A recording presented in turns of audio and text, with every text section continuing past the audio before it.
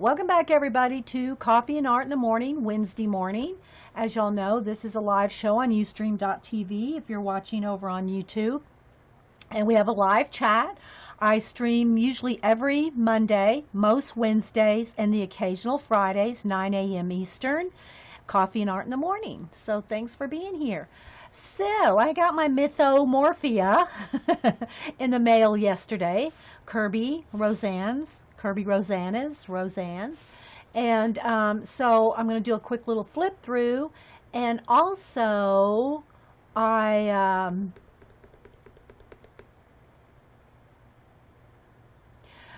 started a page. So the page that I started is this one. And the book now, the paper's thicker. Let me say this. The paper is much thicker than his Mythomorphia and Anamorphia. Much thicker paper. I'd say it's at least 90 weight cardstock thickness. I've not tried to, use, I'm sure alcohol markers go through even cardstock. But I never really, even with the thinnest paper, I never have a problem with any medium going through because I don't oversaturate. It's the water that breaks down and pills your paper, and that's what causes things to go through, other than alcohol markers. Alcohol markers pretty much go through everything.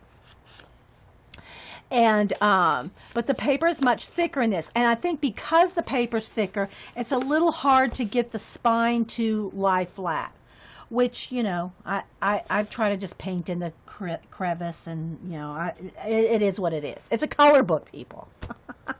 Yes, the paper is much thicker. So this is the page, and let me go ahead and try to darken, tone down the brightness just a little, because it is flashing out. It'll give me a tan, but but it will be true to color. That's more true to color right there. So yeah. So when we color it, we'll have the right colors. The hard way you ruin your first. Yeah, you just can't. Oh, the thing about layering, whether you're doing it with watercolors or whatever, if you want to layer your colors, you have to have them dry in between. Dry in between. If you're using watercolor, your Neocolor 2 water-soluble crayons, or whatever you use with wet medium, dry it before you put that next layer. Okay? If you dry it before you put that next layer, then you'll probably be good. Yes, DeMonte, somebody already, Tammy messaged me last night and said, we want you to do the snow page. So I might do a little bit on that as well. But this is the one I started last night. So what I want to do is explain to you what I've done so far and where I'm going. Now, when I start coloring, I'll probably even zoom in even closer. But I wanted you to see the full book. And then I'll do a flip, and then we'll get to work.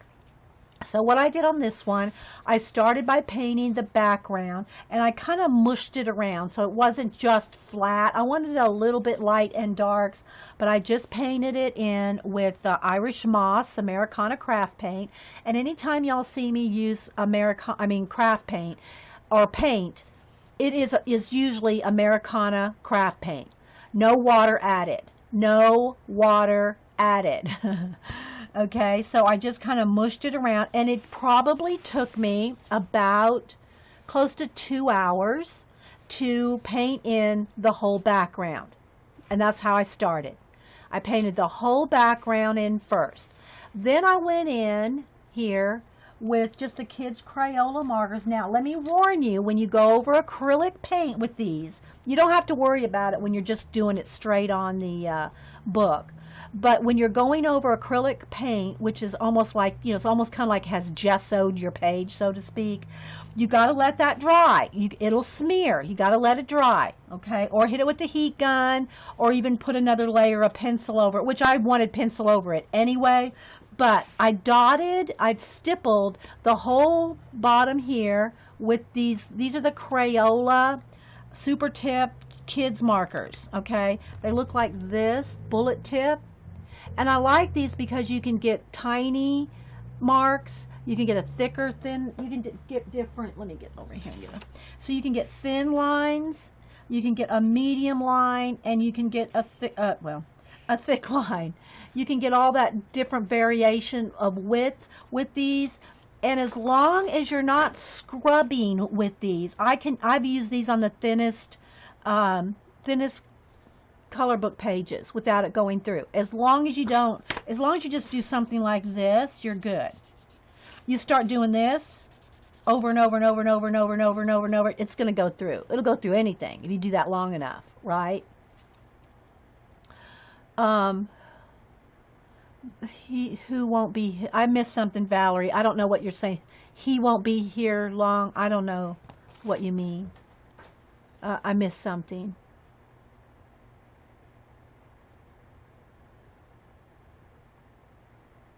Did I miss something?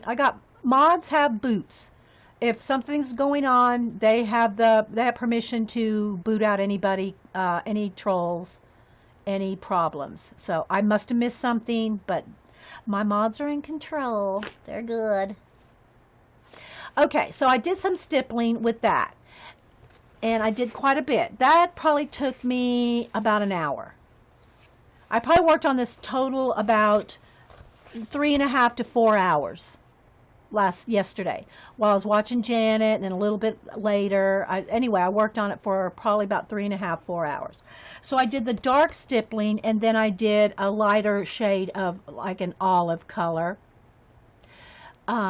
Yes, these are all Crayola markers. Now, again, because it's on top of a, you know, so it's like it's a non-absorbent, because I painted it, the markers sit on top for a few minutes. Okay, so you either have to hit it with the heat gun or be careful not to smear it, because it will smear until it's dry. What I knew what I was going to do with it anyway, so after it dried, then I went over it. I'm going to try to show you everything I used. Then I took an olive, or a dark green and an olive green. Is this the one? These two? Uh-oh. Maybe it was these two. I took a dark green and a apple green, and I just kind of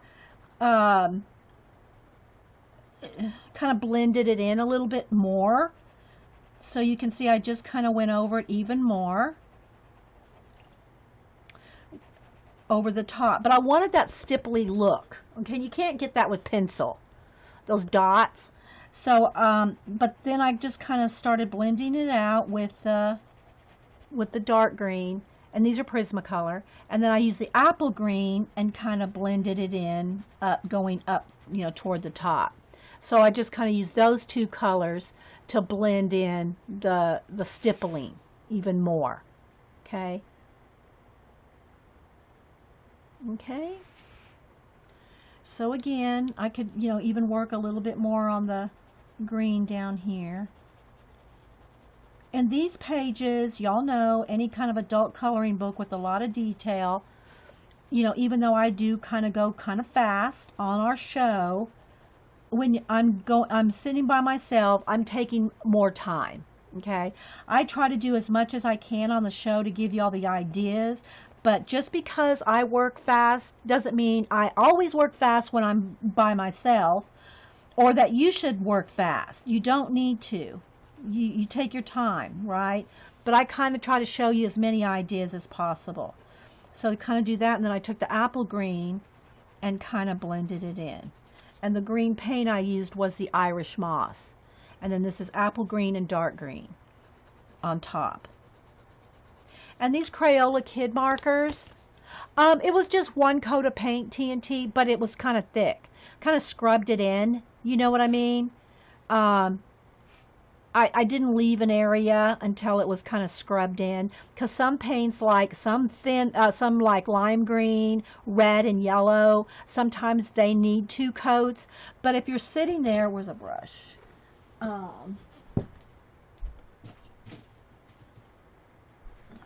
If you take the paint, let me get another sample thing here. I'll just put a dot of paint out here. Whoops. Get the little crusty bit. So if you put some paint on it and you kind of do this, you just keep working it in until it's, you know, solid. See, I would just stay in one area, because some paints, it's not that the paint's thin. The Americana paint is very nice for a craft paint. And the reason I use craft paints and not like artist grade is because the artist grade paints, and again, I can't say every single paint ever made, but they'll have a sheen to them. And that sheen prevents color pencil from going over the top of it.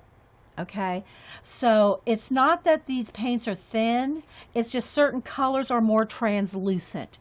So you got to kind of keep working it until it's a solid color. You know what I mean? See how that works? Whereas if I just went like, like that, you can still see how it's translucent still. So I would just take the paint and keep working it, and it like soaks into your paper. Okay? All right, let me clean my brush. So that was the next thing I did was, oh, and I was going to talk about the Crayola. These are just Crayola kids markers. The ones that I have bought are like 50 in a pack for like $9.99. But if you use a coupon from Hobby Lobby or Michael's, you can get 50% off, 40% off. You can get a set of 50 for $6, $5. And then I've also heard people say that Walmart has sets of them as well. So they're very inexpensive and they last a long time. They last a long time. So those are the colors that I use there. There's no color name on them. And if you do get one, some of the sets, they used to, I don't know if they still do, some of the sets have a few black barrel ones. Those are scented. They're the same colors, but they have a scent to them. And if you know what Fruit Loops smell like, the yellow and orange smell exactly like Fruit Loops. But that's the difference. With the black barrel, it's not a different color. It's just that they're scented. Okay, same marker, same marker. Okay, so then after I did some of the darker green, then I went in here with the apple green and just started kind of blending it out. I'm just going on top of the marker and on top of the green paint. Okay, and you can do all this works, and again, it's hard to get down in that ditch. You can do this and have it work and blend pencils because the acrylic paint gives it tooth. It's texture. The Tombow markers are more, they're not as watery like. These are not what you would call watercolor markers. They're not like the Sakura brush watercolor. These will not blend like watercolor markers will.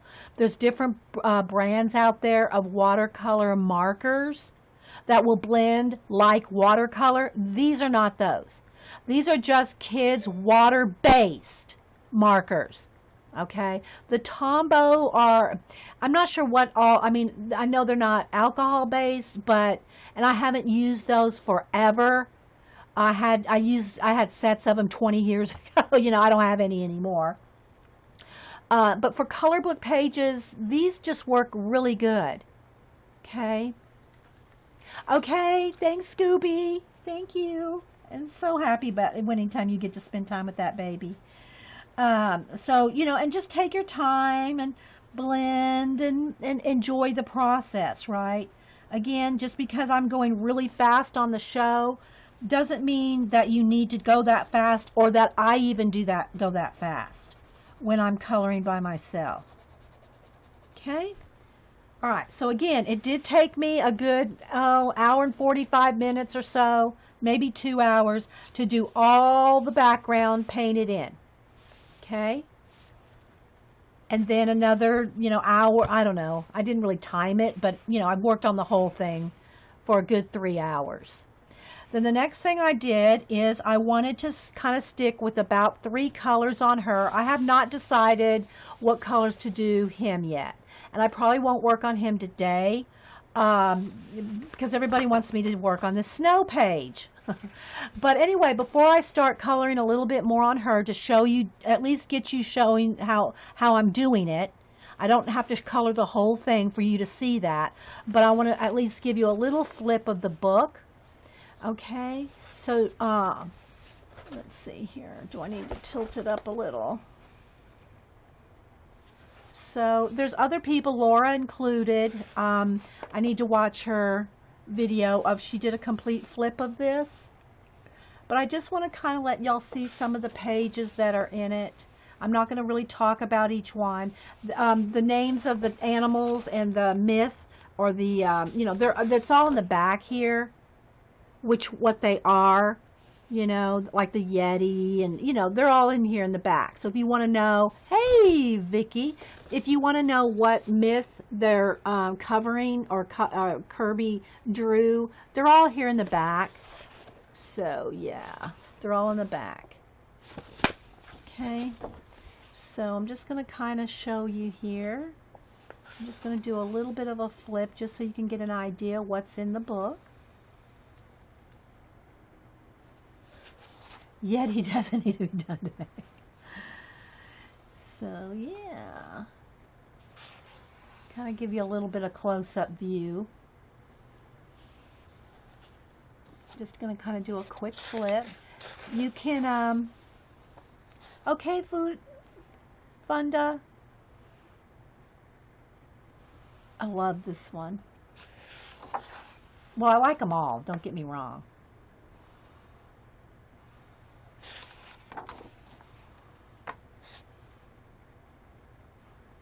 Dragons.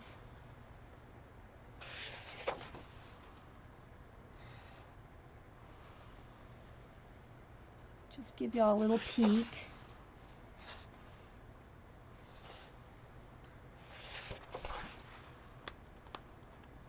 Streamer's choice, DeMonte.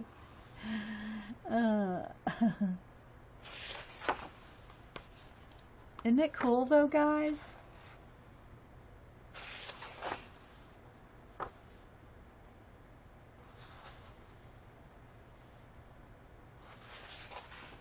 Bye, Clarissa.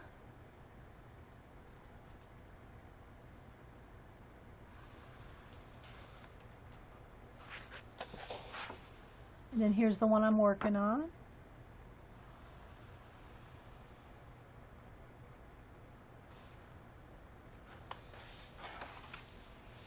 And here's a Yeti in the snow scene. And I might do a little bit on this one. I might do a little work on here.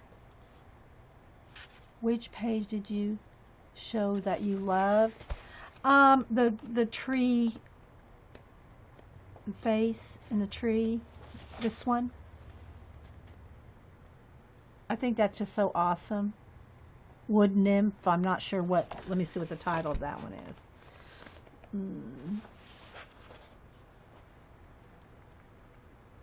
Green Man. It's called Green Man. Okay, so let's keep going here. Turtle. Sea turtle. Okay. All right. Thanks, Marie, and happy birthday again.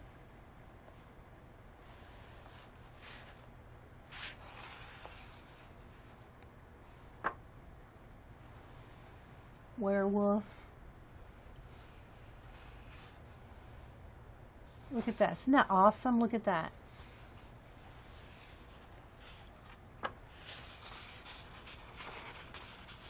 The turtle is Laura's page. Yeah, she likes her sea turtles.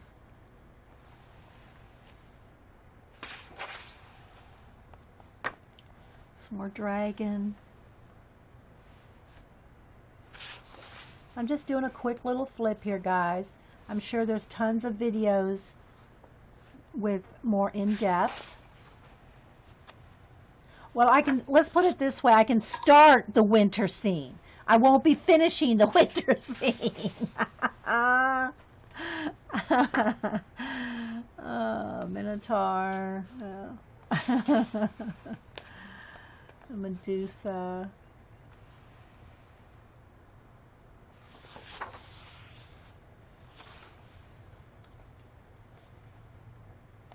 Aren't they cool though? You like this? This is your favorite of his books? Yeah, and they don't have as many little doodles.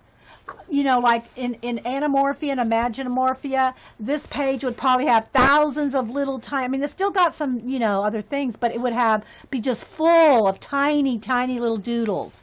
And that's awesome for those books, but it was nice to have one that's different. You know, it doesn't have, it's still a detail, don't get me wrong. A lot of detail. But it doesn't have millions of little tiny hidden little creatures and things. You know?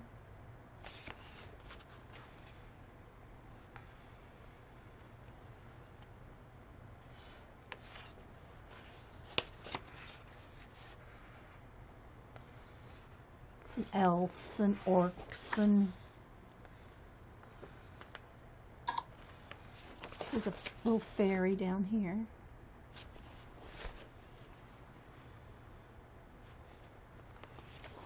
Yeah, not so many tiny doodles. Yeah, exactly. So just doing a quick little flip here for you guys. Just so you can kind of see. Isn't that cool? Look at the detail.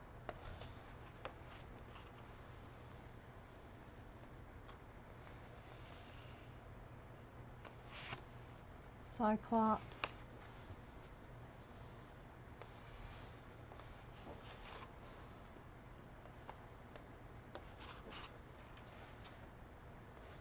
See, like this one has quite a bit in it. This is how all his other pages were. You know, just full of doodles. And then here's all the hidden items. And then here's all the different, which creatures are and where the hidden items are. And then here's this Anamorphia and Imaginomorphia there. So yeah, okay. So let's go back to the page I'm working on, and I'm going to zoom in and hopefully get some of the flash gone and show you what I'm working on here. So 1 second.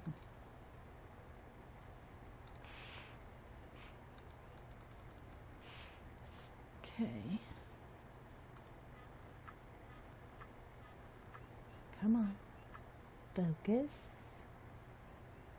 Focus.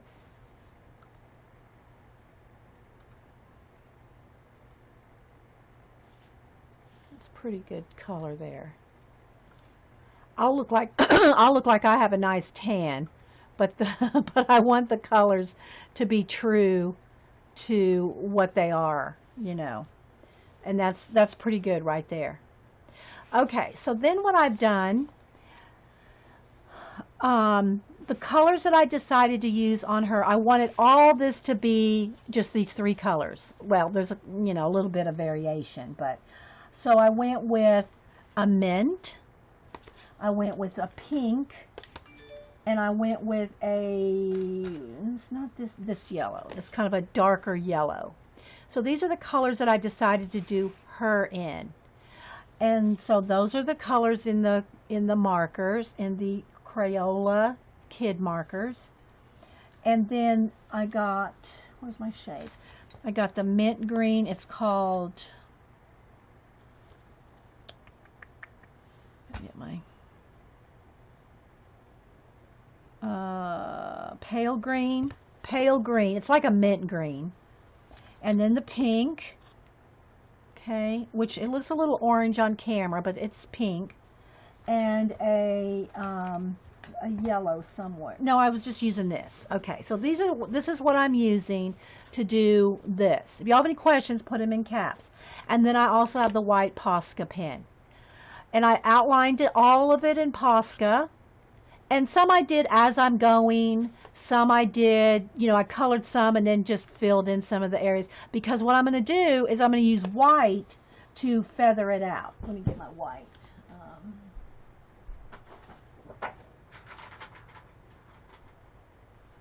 So this is kind of what all I'm using at the moment.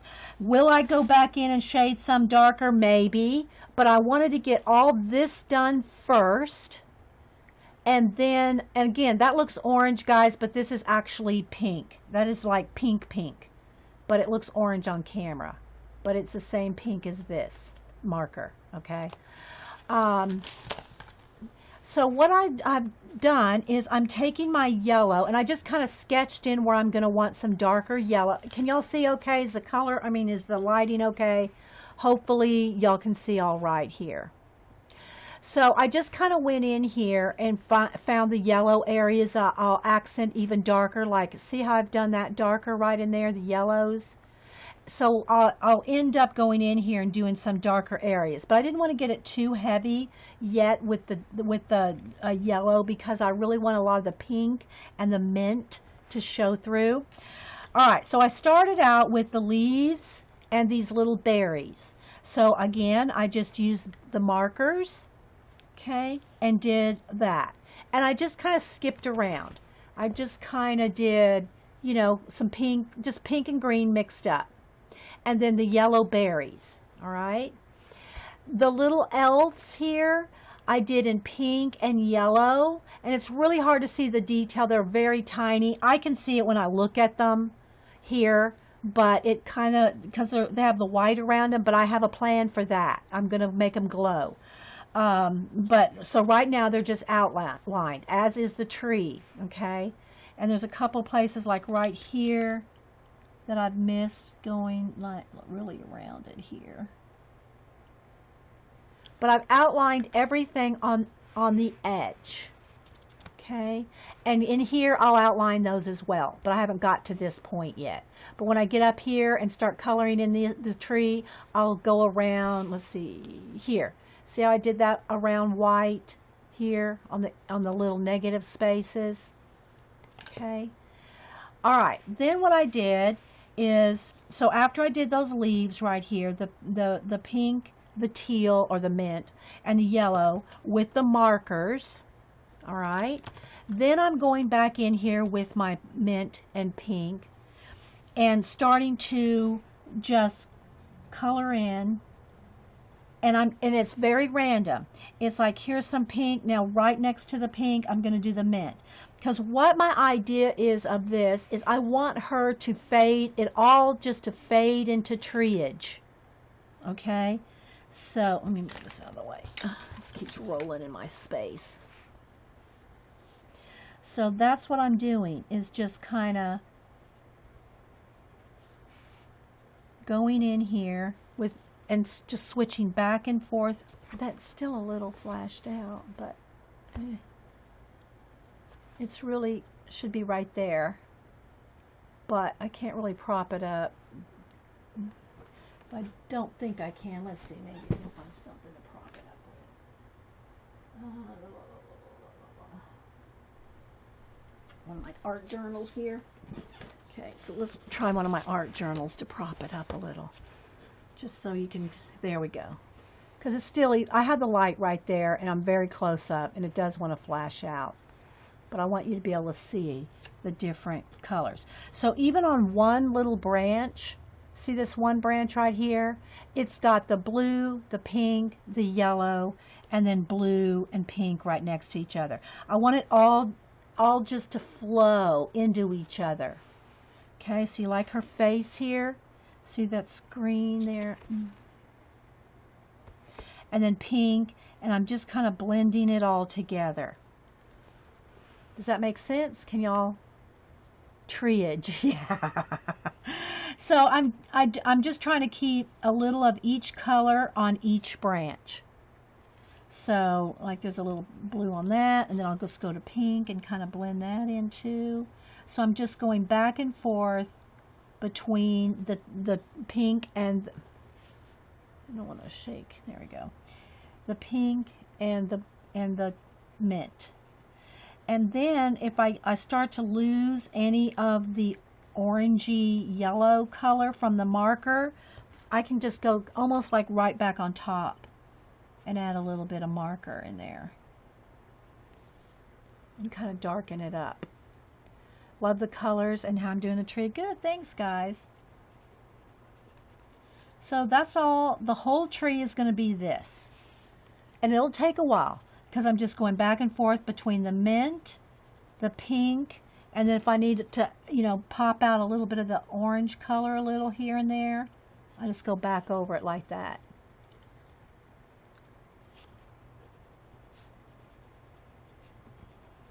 but you really want to get as much of the pencil done.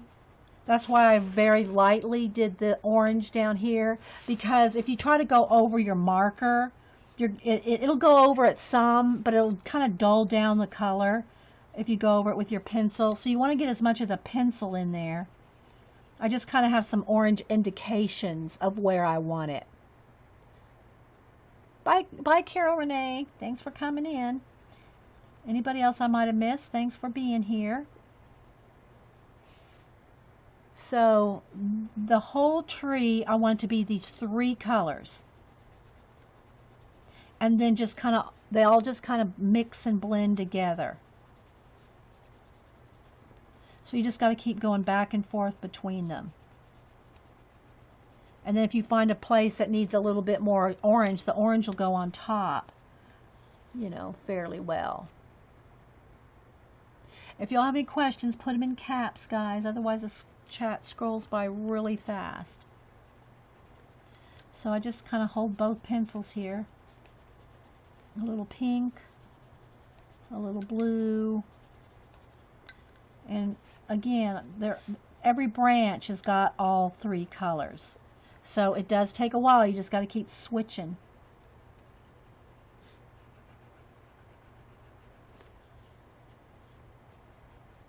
So they blend together. Did you already finish that other page from Monday the Fish? Yes, I did, Vicki. I need to show you that. I did finish that page. Vicki's asked me if I finished the...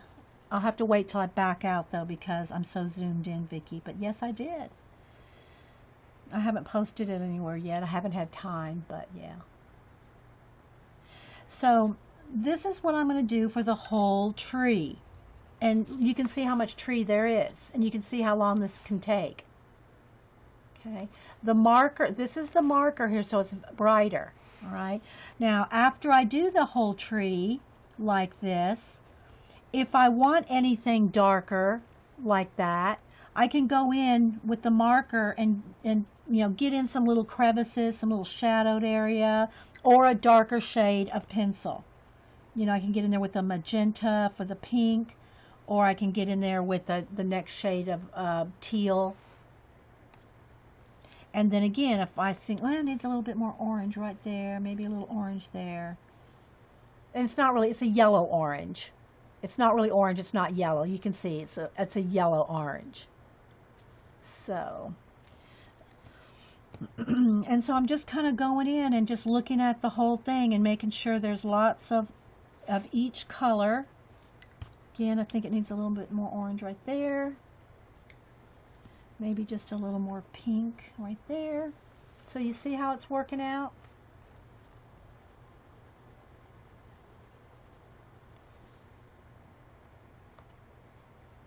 Yeah, I did finish the fish page. Alright, so that's how I did so far how I've done all the tree, and that's how I'll continue. See how I'm just continuing going up into the hair, so to speak. The branches that turn into her hair.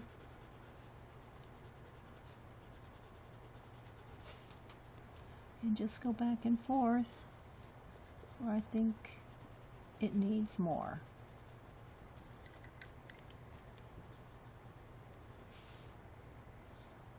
It's not a pad. I'm not following any pattern. I'm just kind of just making sure that all 3 colors are in there. If I need a little bit more orange right there, let's pop a little on top. And just keep working. And then what I did is I went around everything with the white Posca, because I'm going to feather that out with pencil. Yeah, the fruit.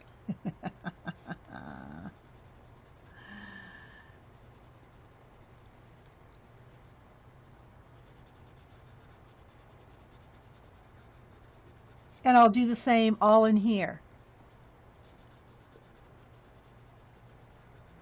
So I've got up to right there is where I stopped with the Posca so far, but it'll be all the way around every branch. Let me just go ahead and carry this up to this branch here, and then I'll do the Posca around that, and then I'll show you how I'm going to do the little fairies and around the feathering. Okay, so it needs a little bit more orange right in there, maybe a little bit right there.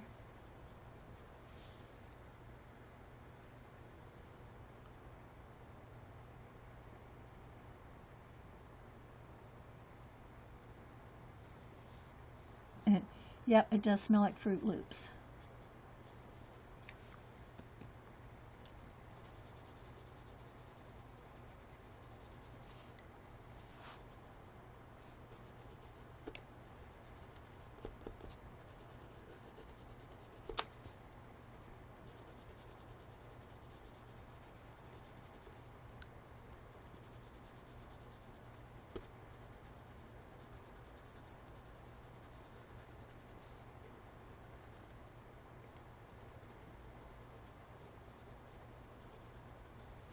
So I just think it looks kind of cool to have all these like kind of non-related colors. I mean, they go, but you wouldn't think that they would all blend, you know?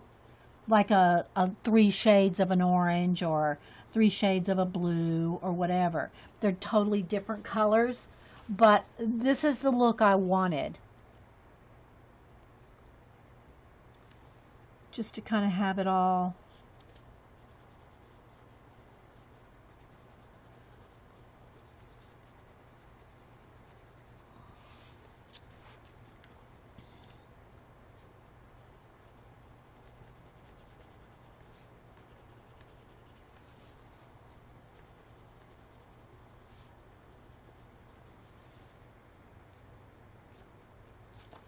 So hopefully you can see.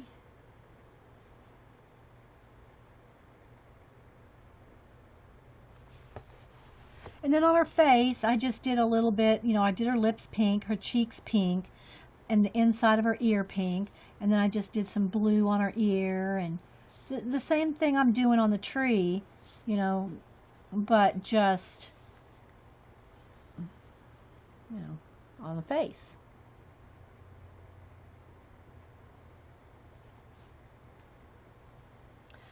Okay, so then let me take my white Posca and show you, like going up the branch here. Now I haven't finished going all the way up the branch as far as the pink and the blue in there, but then all I did is I just went all the way around the edge with the Posca, which will go right over the acrylic, because this is acrylic paint. The Poscas are acrylic paint in a pen. Just make sure you shake it up well, otherwise it's watery. Okay, got to shake it up well. And then also I went around inside the negative space of each space here inside the tree. And it does take a while, you know, you got to take your time. See the difference between that and that? You're kind of getting rid of the black line on the outer edge.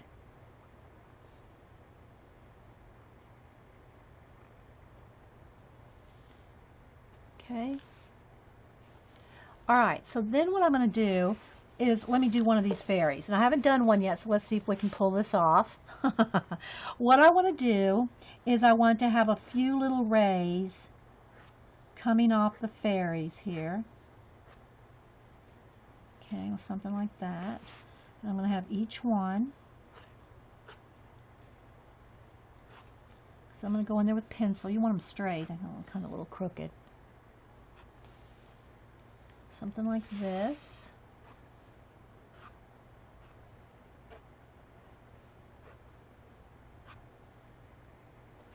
So I'm going to start with that.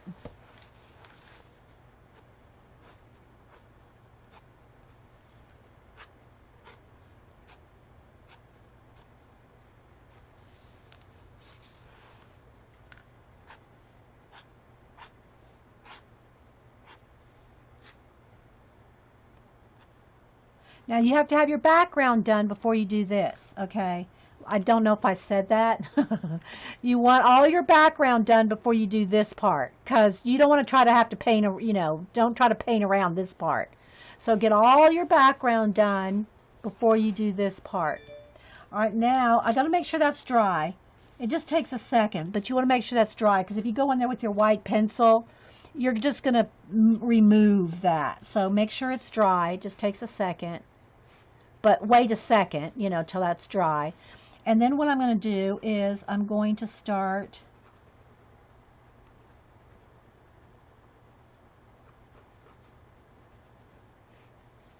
making them glow. And see, they've got the white Posca all the way around them as well. The bright white, the Posca right there, the brightest lines, that will keep it really bright. And then you're feathering out with the white, and they're all just Prismacolor. Then you're feathering out with the white to give them a glow. Okay. Bye, Janet. Thanks, Terry. Have a safe trip if you're leaving. I don't think you're leaving till tomorrow, but she's probably getting ready. Okay, something like that. You see? So you go from this to this, like that. And you can kind of feather it out as much as you want. Now what I want to do is I want this tree to glow too. I'm not going to put any rays coming off the tree, because that's going to interfere and detract from the little fairies glowing. But I do want, now see I haven't finished, I didn't put any Posca here yet. I haven't gone around this tree yet. Hang on. I was kind of waiting to do all the pink and the blue and all that before I did the outlining, so I wouldn't get lost where I was going. But I'm going to go ahead and just do that edge there. And then what I want to do is, let me sharpen my pencil. And you could add a little bit of pink in there. If you wanted a little bit of orange glow, you could put a little bit of, let me get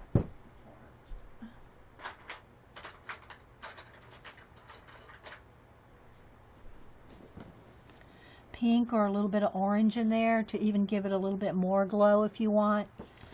Okay, what I want to do is I want to go around all this. So not very far, but very softly, I'm going to do the same kind of glow off the tree, but I'm not going to have any rays. I just want to feather it out real gently so it looks like she's glowing in the tree. See? And it's going to take, it takes a little bit of time. You got to kind of blend that in.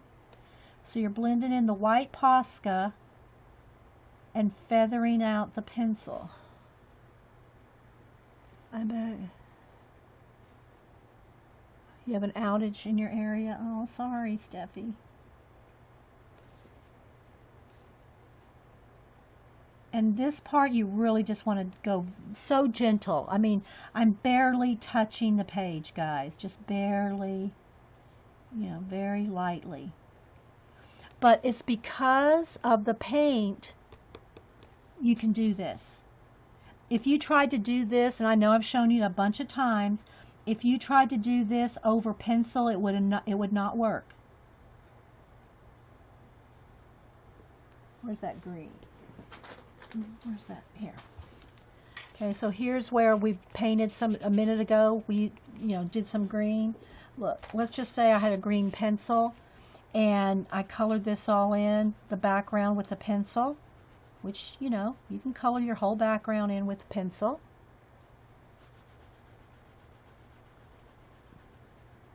Okay. Here's my white pencil. No matter how much I bear down on here, you can still see it, but it's, see how that is? Now, watch here. I'm barely going to touch. Look. See how you can go over?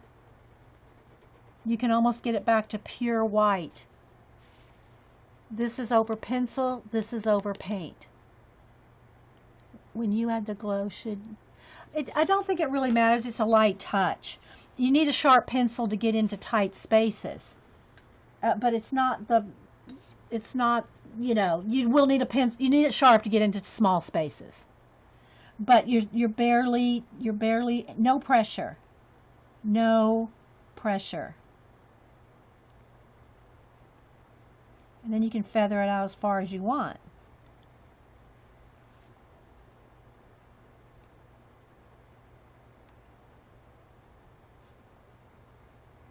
But it's because of the acrylic paint that you can get this effect. It just won't work over pencil. I mean, you could do this kind of feathering if you wanted to just try to blend back and forth between green and white, green and white, green and white.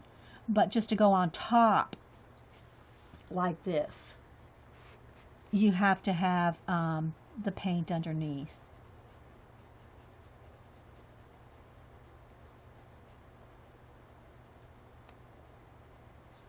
Very gently.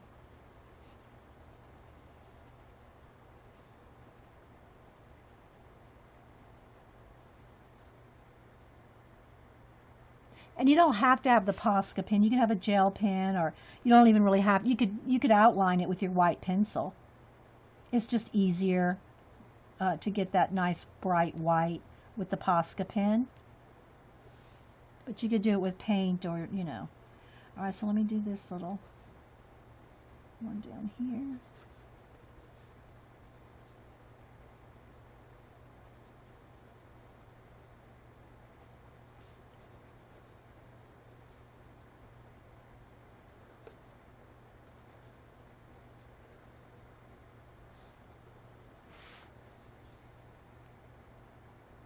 Oh, thanks, guys. I hope y'all get some, again, we're not going to finish this page, but you're getting ideas. I'm all about sharing ideas. You know, if you can get a new idea or a new technique or a different take on this, doing something a little different, you know, then that makes me happy to share that with you. Because to do full-on pages, y'all know how long that one's going to take. Alright, so then you can feather this out as far or as close as you want.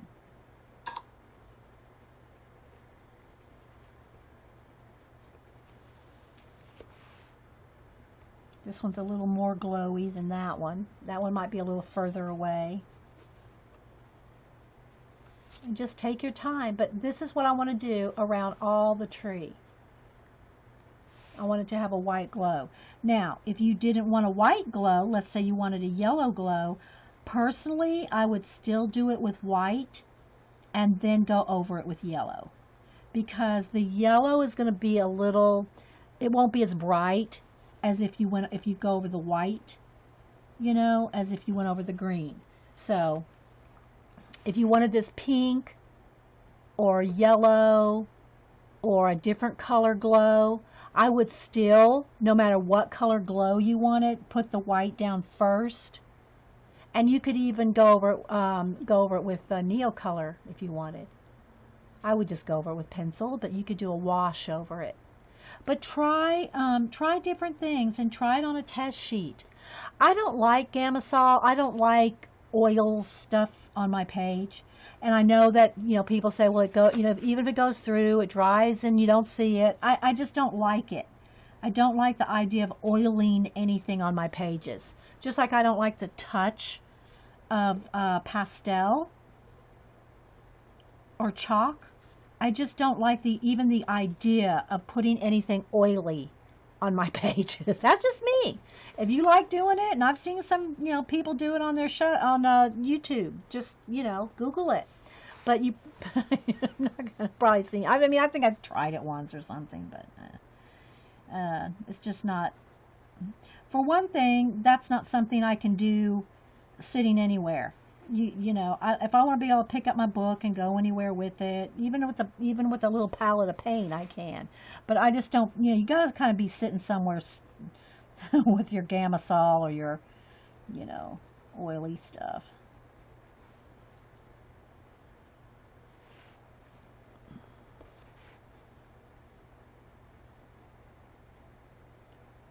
Yeah, that's just not for me. Then not everything has to be for everybody.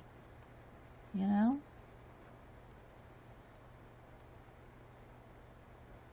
So yeah, just kind of, that's how this whole thing is going to be. It's going to be like that. So you can see what goes from this to like this. And this has a little less, that has a little more. Just, you know, you do what you like.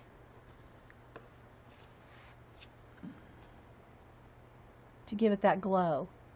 And then if you want a closer like yellow or color right around her, like you can take your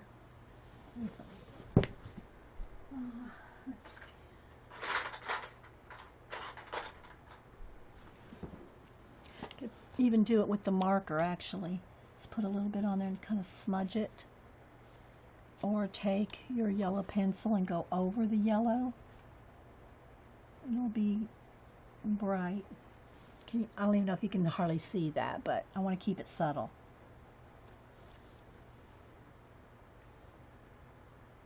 See how bright the white is, and you put the yellow over it. It's still there, but it's not that vibrant white. So, just depends on the look you want. I don't want to lose my little white rays. Yeah. Okay, so something like that. Again, take your time. Take your time and feather out gently. You know. And I haven't gone all the way down this tree with the Posca yet.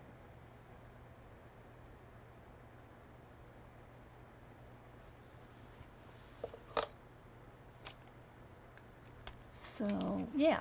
And then down here, all this is colored in. See how dark it is? To keep it dark, like right here and right here.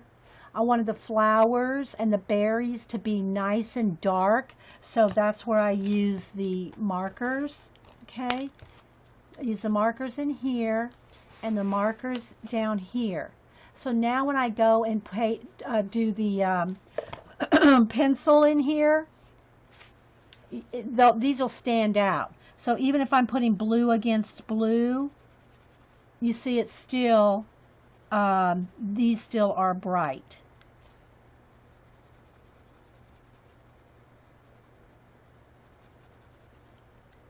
And all this down here is going to be the same way. It's going to be just shading back and forth between the three colors. The teal pencil, the pink pencil, and then a little bit of the, wherever I need it to pop a little bit more yellow, I'll go in there with that. Oh, Jen, I'm sorry your baby's not feeling well today. It's fun to watch your show and hear him playing in the background, though. It's cute.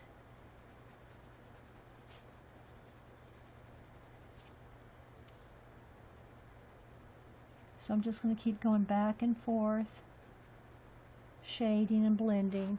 But you see how the marker is still standing out from the background?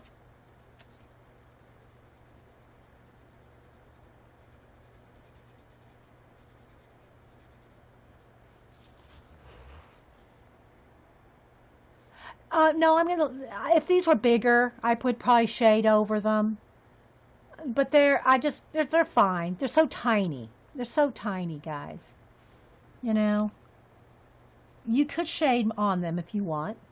You know, I'm just thinking it's enough just to have them kind of colored in like this. So I'm just going back and forth between, because I want it to all be just all kind of flow together. No areas where it just kind of stops and start. And again, if you just think, oh, it needs a little bit more yellow in there, I'll just pop in a little bit more.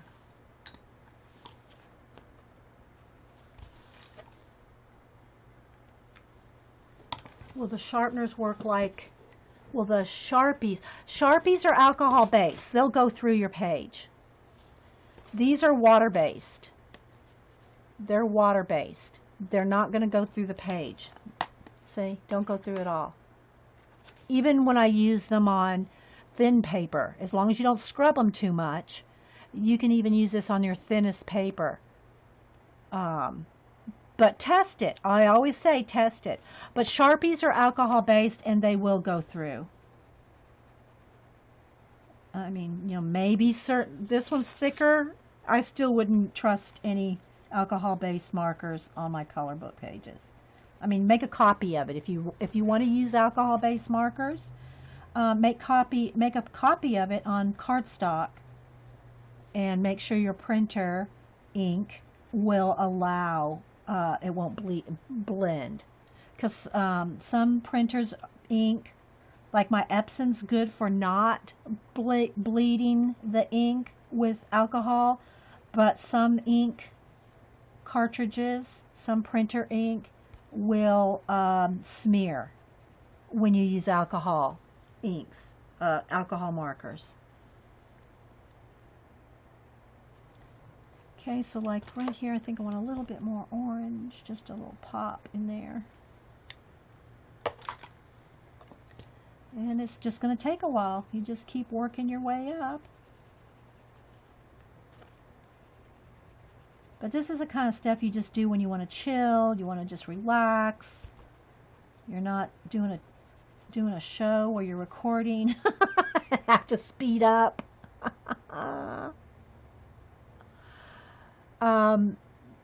No, yeah, I don't use blending pencils. I mean, nothing wrong with them if you do. I just don't. I like just to blend with pencils. Thank you, Vicki. Yeah. Because it's a light touch. That's the other thing, guys, is I can't ever, and I say it every time we color, you have to have a light touch, because once you get that waxy buildup, you can't blend anymore. I mean, you can hard pressure a layer on top, but you're not going to get any blending if you start bearing down. So, you know, just do light layers. Take your time. I'm going back and forth and blending a blue and a pink here. And then if I want some of the orange to stand out, I'll just go back over on top and pop in a couple little orange bits. See. And if this isn't dark enough for you, see how dark the colors are here. If that's not shaded enough for you, then you go in there with darker pencils and shade more. Like if you want it shaded even more under there, you can get in there with darker pencil. I wanted it this way. This is the look I'm going for on this particular piece. I want it very light and airy, like she's a tree fairy, right? But, you know, if you want to, I'm just going to try a marker here. Get in there and get a little darker shade. I'd probably just get in there with my finger and kind of maybe blend out a little. See how you can get some darker areas? I just don't want to lose the effect of these bright mushrooms and the bright flowers. So, you know, I might put a couple little areas, but I want to keep it very light. But if I went in here with the blue, just like I'm doing with the orange, the yellowy orange, to get a little bit more, so you can get in there with a little bit more. Just kind of feather it out with your finger. Something like that. Same thing with the pink. Get in here with a little darker pink. I just haven't got to that point yet where I'm going to stand back and look at it and say, well, does a little bit more need a little bit darker areas? Maybe. But this will be the final, that would be the final touch. So you got to do it in stages. See? Kind of get the idea. Oh, so I saw something about paper showing through. I missed all those questions. I missed them all, Prisma. Hi, by the way. Nothing is going through. Nothing is going through. This paper is extra thick in this book. If you're just joining us, we're working in Mythomorphia, if you will. Kirby's new book. And so, yeah, I'm just going to continue working down the tree here. If you want to ask your questions again, let me get a sip of coffee and ask your question again, and I'll...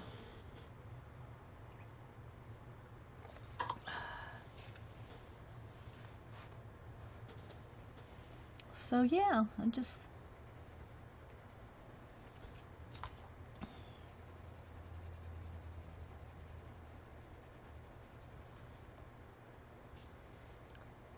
Ask them in caps, so guys, so I don't miss them. And I still sometimes miss them.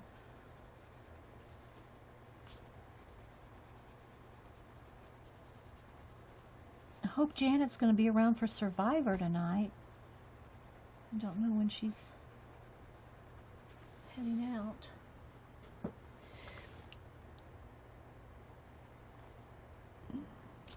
An art boot camp? Well, I guess this is it right here. An art boot camp. This would be it.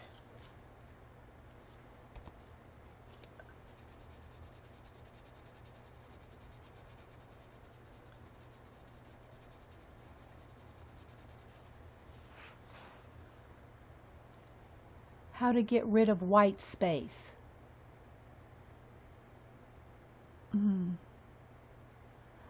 This, if the paper's smooth, you just color it, and there is no white texture, if you will. If that's what you're asking, like the white texture.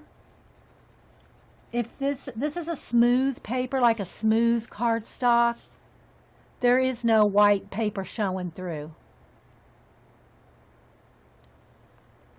It's if you're using a texture-y paper, like how a watercolor paper is texture-y, then you got to do a lot more blending.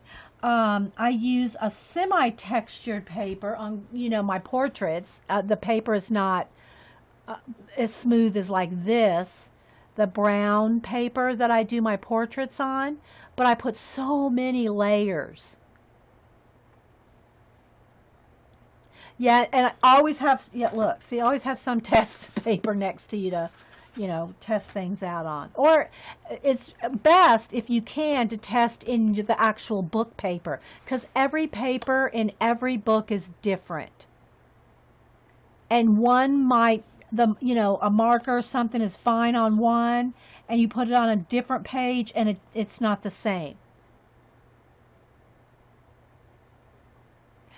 Button said that my art boot camp would start with you all rubber banding your pencils and getting your hands dirty. So true, Button.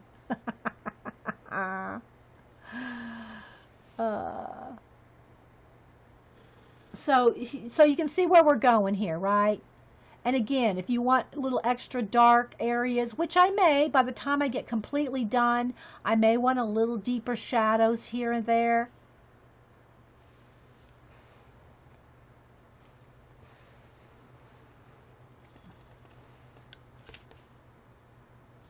So again, see how the white is around here? That's how it's going to be around all of it. All the white outlines. But you got to do it gentle. Don't bear down. Just softly. See, this is when I say to myself, shh, shh, shh, shh, shh, shh. Hey, Laura. Shh, shh, shh. Because you got to do it softly. Don't bear down. Okay, so we worked about an hour, I think, on this. Well, I did do a quick little flip.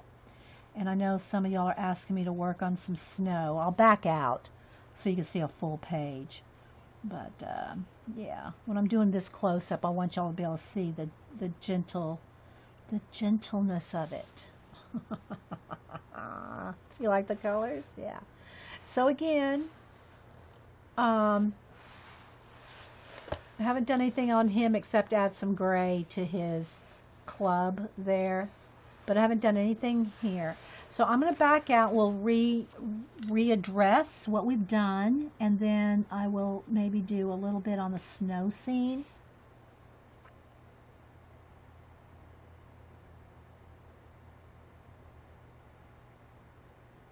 So yeah, I don't see any more questions, so I guess we're good.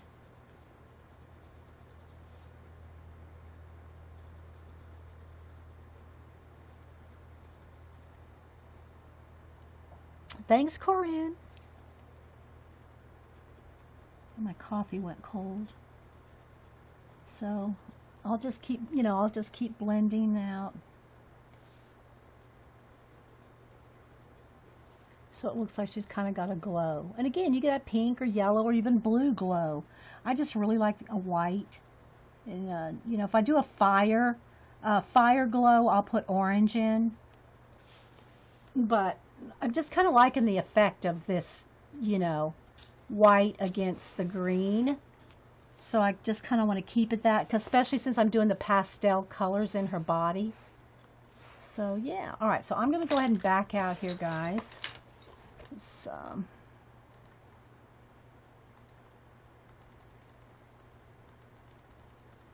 can see how far zoomed in we were. Let me move my book now. Propping that up. So, brighten it back up a little. See if I can do the right light there.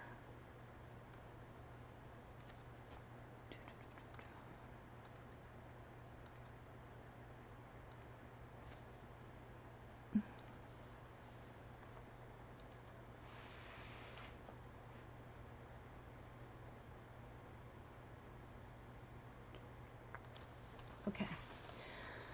So yeah, now you can see now that you're farther away, you see the effect, the overall effect.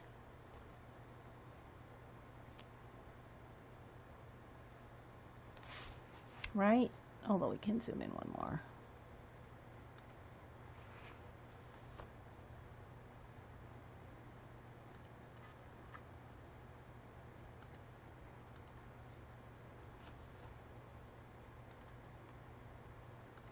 So yeah, thanks guys.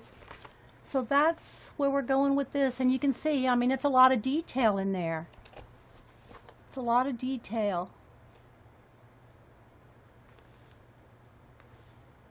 Okay, now Vicki asked me about, let me go back over here to my Minuet de Bonheur. I don't know.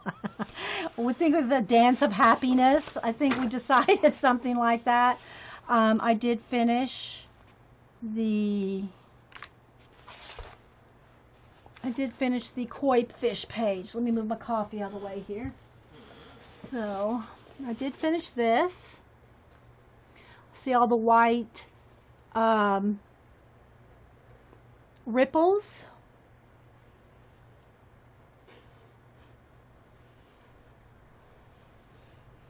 So I did finish that page up. And actually I see, no, you know what? I did not finish it. I take that back. I still have to do the blue shading in those flowers. So see how it's got a little bit of blue shading in the flowers? I have not done that in these. I forgot that part. I got everything else done, but I got to go finish the little blue shading in those white flowers. But yeah. There you, that's Vicki asked to see that. And the only other page I've done in this book is this one and a border around here.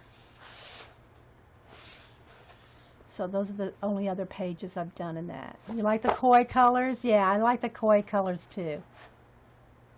So, yeah. Okay. So, oh, Laura.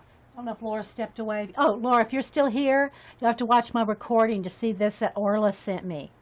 Just saying, I'm trying to enable you. This is a big, full, pull-out book of dragons. Look. I got to do a little enabling because Laura has enabled me a few times.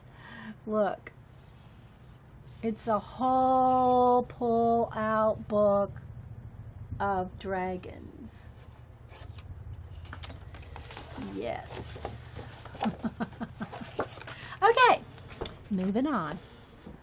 All right, so now I'm going to, if you just wait 1 second, guys, I'm just going to run down and get some hot coffee. I'm not going to start another well, maybe I should. Maybe I should. Nah, I think we still got another hour here. We can do another hour and make it all one thing because we're working in the same book. Okay. So I'll just leave this here for a second. I'm going to run down and get some coffee. And then I'm going to work on this snow scene, which again, the light, see I need to tilt it just enough for the light not to be too bright on it. Maybe if I just prop it back up on my journal, I think. That's okay there. Oh, you have that book in your cart. Oh my gosh. And my page is it's a little bit, it's not wrinkled, but you got to kind of bend it back a little because that is all paint on there. So I'm just going to kind of flip the edges back a little. Just kind of work with it a little bit, and it goes back flat. But we'll do this page, okay? So, well, I say we're going to do this page. We're going to start this page. Did you ever finish the green and purple? Yes, I did. I did finish that purple, green and purple. Let me show you that. It's in my color book. It's in my 3-ring binder. Let me pull that out for you. Somebody asked if I finished the green and purple. I think it's in here. Let's just take a peek. Let's take a look-see here.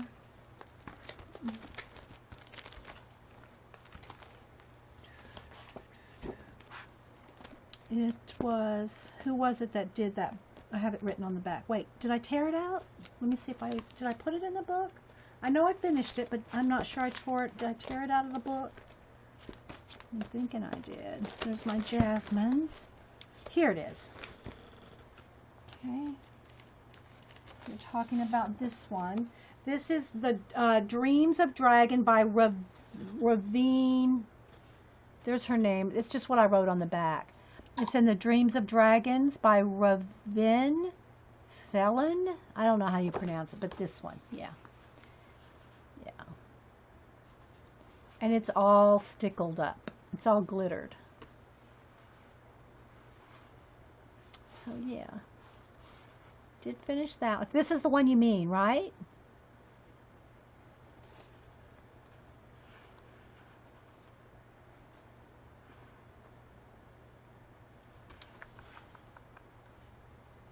Okay. All right, so let me go. Is that the one you meant? I also did finish this one. This one is the Gothic Special by Selena Finich. This one, I did finish that one as well. You can see I have some glitter and shiny bits around her. I did finish that one. And again, added the little glow coming off her hand.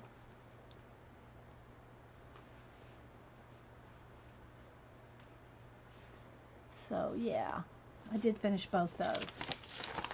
They're in my book. All right, let me go over and get some coffee, guys. Take a quick break, and then we'll. I want to start a snow scene, and I think we will start. We'll do this with Neocolor 2 water-soluble crayons. I'm sliding. I don't want to put these pencils away because I'm still using them, right? All right. So let me just move everything, shove it to the side here. And, yeah, I'll get, let me go run downstairs and get some coffee. And, again, the pages are thick in this book, so it's hard to get it to lay flat because the paper's thicker, right? And it just, the spine won't snap. But, anyway. Okay, I'll be right back, guys. Give me just a minute.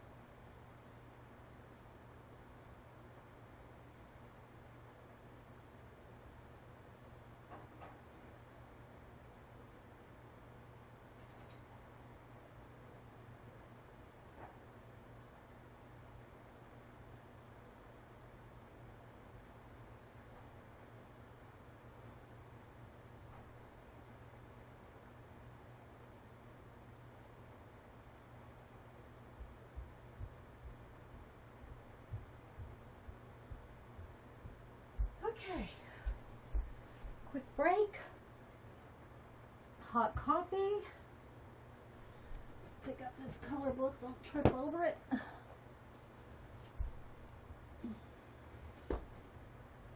Alright. Somebody tweeting me here while I was gone.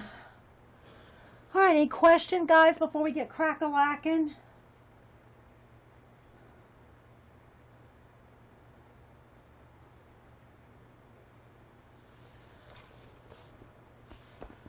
Alright, let me get out some Neo colors.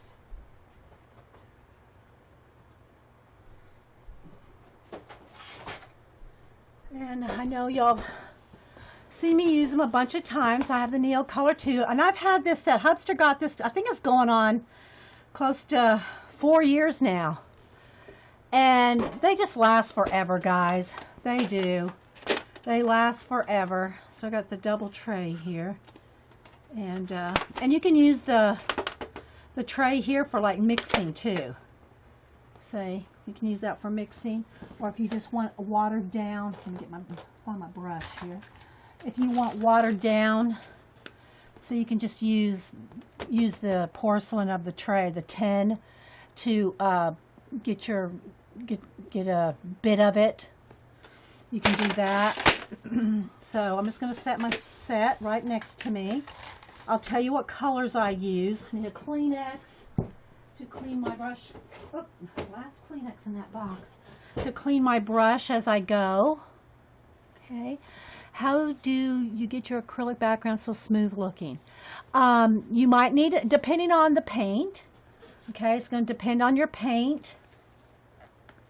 It's going to depend on how thick you put it on, and don't add any water. No water on your backgrounds. If you want it to be a flat color. Now, of course, if you want a watercolor look, then you water it down, and that's what I call an acrylic wash. But if you want it flat, you gotta, I use Americana craft paint, which is nice and thick, but certain colors, like lime green, some reds, they might take a couple coats. You might need a couple coats. Hello, Lori. Yeah, I'll try to remember. I have my some colors are hard to read. I have my little magnifying glass here. All right. So, I do have it propped up on my journal just to keep the flash, keep the glare off a little. Hopefully we're focused well enough and you can see. Now again, we are not going to finish this today. Okay, just like we didn't finish this one today, all right? But I like working on different pages for a little bit at a time and coming back and forth to them. But if you do that, it's best, guys, really, keep a Post-it note. Keep a Post-it note in your book. Keep a Post-it note on that page of what colors you're using. If you think you're going to forget, and trust me, if you're doing 10 different colors, or 10 different pages at once, you're going to forget what colors you used on which pages. Dee, are there days that you don't feel like arting? Any suggestions on how to get past it? Okay. I've kind of answered this before. It depends on what it is. Sometimes I'm just kind of tired of coloring. I know it's hard to believe, but I have so many different things I'm working on. Remember, I'm a portrait artist. I do portrait commissions. And those come first. So if someone hires me to do something, I still do my stream Monday and Wednesday, but off camera, those come first. And I might work, a full day, 8 hours on one at a time, but I'm always sitting in here doing something. Or if I'm watching TV with Hubster, I've got a sketchbook or some color book or something going on. I'm pretty much always arting. I think that there's a couple different things about like art, if you call it art block or just not feel like arting. There's a few things that come into play. Let me have a sip of coffee. One, if you are sick, if you are not feeling well, if you have arthritis in your hands, if you, something like that, you physically just can't do it sometimes. If you got the flu, it's just like any other job. You can't, you're sick. You can't work that day, right? But if you have the skill and you're not sick, if you have a skill, like for instance, when I do my portraits, I know how to do them. I know what shades, what colors, what to do. Now, of course, everyone's a little different, but it's like a color book page. Do you forget how to color? No. You can still develop those skills, but it's not like do you need inspiration to sit down and color in a color book? Probably not. Well, see, that's the same way I am about when I'm drawing, sketching, painting a koi fish, doing a portrait. It's something I already know how to do. I can get better at it. I can learn new techniques and new skills, but you don't forget how to do it. Now you might get a little rusty, just like calligraphy. I don't do calligraphy professionally anymore, so my steady hand of doing calligraphy, that skill has waned. Could I get it back if I wanted to practice and get back at it? Yes. Now, the other thing about what people think of as art block, sometimes they think, I just don't know what to draw. Well, that's why we have our idea notebooks. You'll never, and I've said it a whole bunch of times, you'll never run out of things to draw if you write down what things you want to draw, or combination of things, or ideas of things. When you get your ideas, no, I don't want a coffee maker in my art room because my exercise is running up and down those stairs all day, Diane. Now, if you are let's just say you have a job as an illustrator for a company, and the company says, an advertisement. We have, Coca-Cola needs a new advertisement for, young people, and we want it hip. That's going to take more thought. It's going to take more, but again, it can be a skill. Creativity can be a skill to be developed. To think up from scratch ideas. That's why I tell y'all to make your list of combinations, like people, places, and things, or all your different lists to pick from, and then pick one from one list and one from the other and try to combine them. Those kind of skills, mind mapping, listing, and all the different things that we've talked about on creating creative ideas and writing them down, those can be developed the more you use them. So can I just wake up any morning and just develop a whole new ad campaign for Coca-Cola? No. But could I get up any day, as long as I'm not sick, and draw a portrait? Yes. So there's kind of a differentiation between coming up with a fresh, brand new idea and just using skills. Okay? Does that make sense? I hope that kind of makes sense. I hope. But we're always growing. We're always growing and getting better at things. And that's one of the things I love about color books. Color books, I don't care what anybody says, about them. That's, and we don't hear it in our group because we all know how much fun we have and how much we learn from them. But color books, you're learning color combinations, color skills, shading techniques. You're learning so much just by practicing in a color book, Okay, so now I want this to be a snow scene, and I'm going to do it probably with shades of purples, maybe some deep, I don't know yet. So that's why we're going to get out a practice something here. Oh, that's kind of a shiny paper. I don't want that. Let's get another piece of cardstock here, a paper, to put scratch paper on. Dig out a sheet. All right. Get some scratch paper to see what colors. Okay, all right, so I know I'm going to want, I'm going to do a kind of maybe a sunset, might be a sunrise, sunset. I'm thinking more like a sunset color because we got Yeti coming out. So now I'm going to want some purples. Now the sun I will probably want You know, maybe a little bit of yellow in. I'm just picking out some colors here just to test. I know, you just learn so much, right? From the color books, because, I mean, just look at this. We're practicing some sunsets, and we're going to do it in a color book. All right, then, and I think I got a little bit of water in here. I want, you know, a couple shades of like some purple. That may be, maybe I need a little bit more on the rosy. So let's see which one of these two do I like better. I think I'm going to like that one. Okay, I'm going to like that one better for the sky, which was this one. And I'll tell you the colors in a minute, Laura, or anybody else. And then this one, I'm thinking this might be, it's so similar, it's probably not enough differentiation. Maybe some purple, like this color, and then a blue. And that's one of the things I do notice about this set. They don't have enough blues for me. That one's kind of a good purpley blue. We're going to go with those.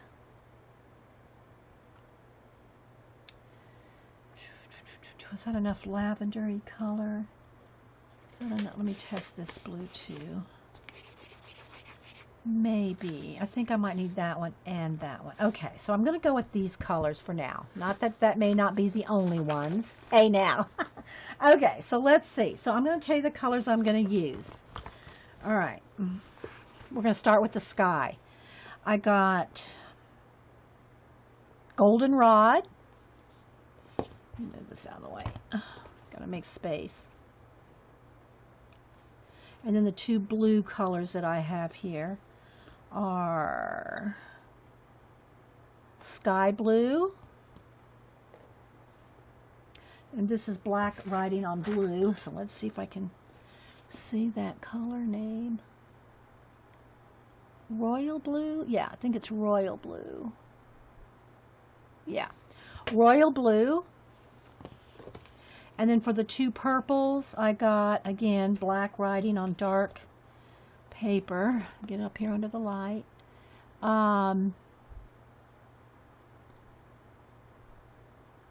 Where's the color on this one? Where's the color? Oh, violet. Violet purple is this one. And then this is probably just violet. And that's just violet. See, look, it's got white letters. Why can't they just all have white letters on dark? All right, so what I'm going to do is I'm going to imagine, let's just imagine the sun's right here. Okay? So, and I'm going to go ahead and just, I am going to color some directly on here, because I do want it kind of pigmented. Most of the time when I'm using, I just pull it right off of, and you can do it this way too. Just pull it right off the, and I'm going to be backed away so you can see the double page spread for a minute. You can just pull it off like this and do it, but I want it kind of more pigmented at the moment. So I'm going to go ahead and put some yellow down. All right, here's the other thing about these snowflakes. I'm going to totally ignore the snowflakes, because I can put that back over with white splotches of paint or Posca. So, and some of them will probably show through, and I actually don't like that they're black circles, because it kind of doesn't look like snowflakes if they're black. So I may end up even going over all these snowflakes with white Posca at the end of the day. Do you know what I mean? Because I want them to be white. So I'm just going to add a little bit here. And again, one of the nice things about when you paint is you can get down there in the ditch, right? You can get down in the ditch of the book. All right, so I'm going to go with that. Then I'm going to add some of the, which one was it? I'm going to forget which ones I can't tell you every time I use one. Y'all going to have to remember. Because I can't do this each time I pick up a color. Violet purple. Okay, and so I'm going to want to just kind of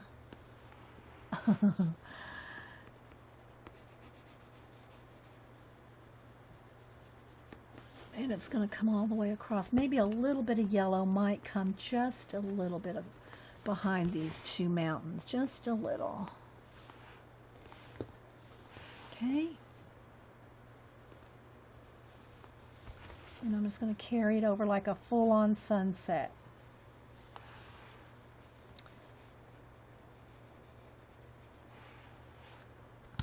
And then I think I'll go with just a tiny bit of the darker violet.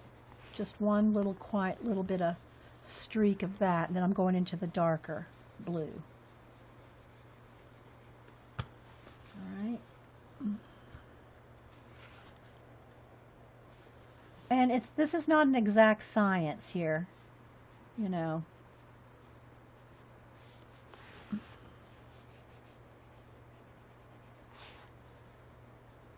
Just a touch would show. This might need where'd my yellow go?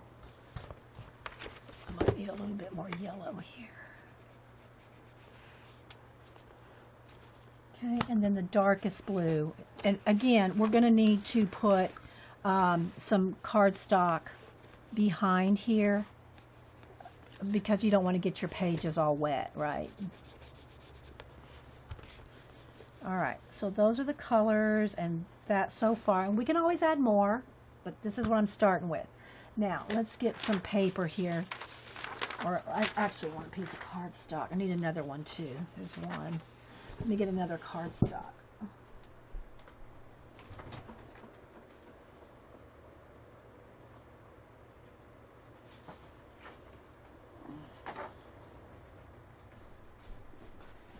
And put behind here.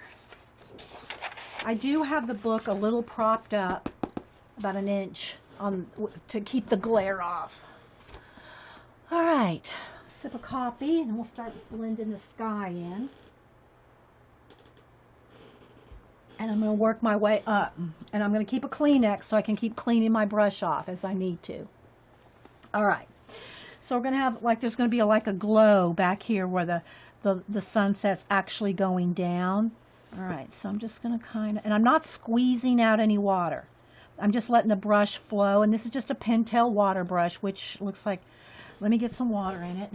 Hang on, guys.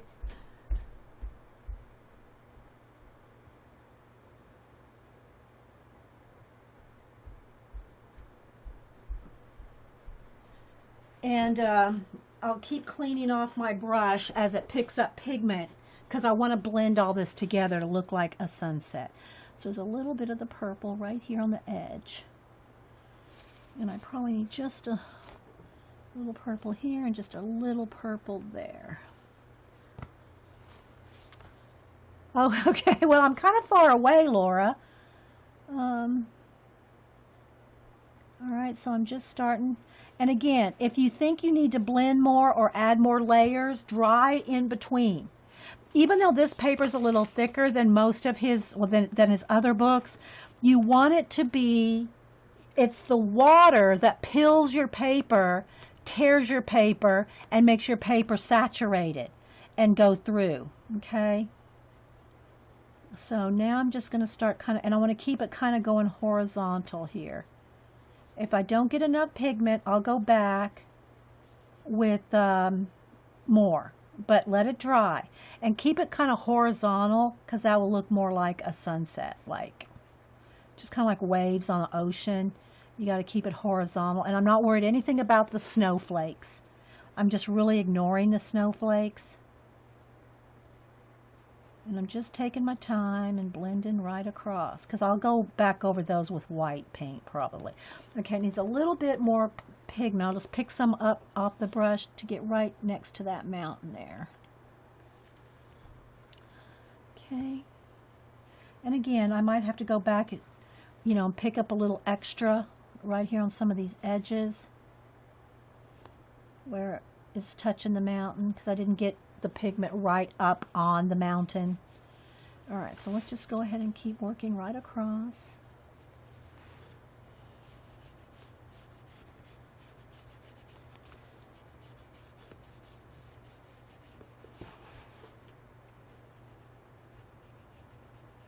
Might need a little bit more of the light blue in there, just to fill in. And again, I got black paper there, but still be careful so that the water doesn't seep up around your page. I'm not squeezing the brush. If you want to squeeze the brush, come over to your Kleenex and kind of get it going, you know. Don't squeeze it on the paper. You don't want it that wet.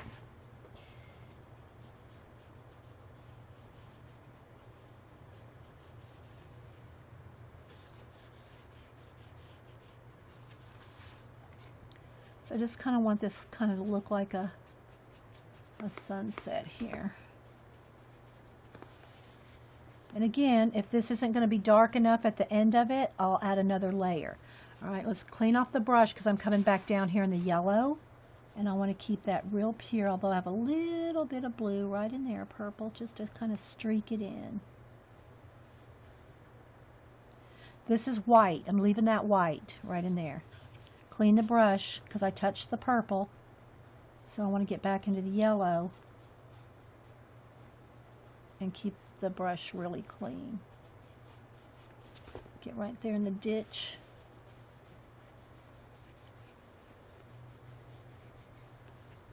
Clean the brush before you go back into the yellow.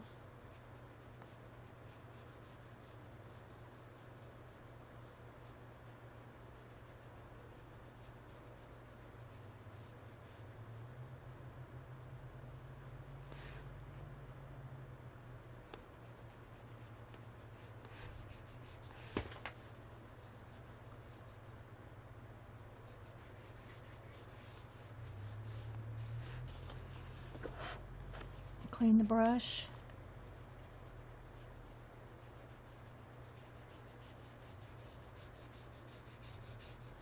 Move the thing off the edge here. Okay. Need a little bit more purple down in here. Kind of ran out of pigment.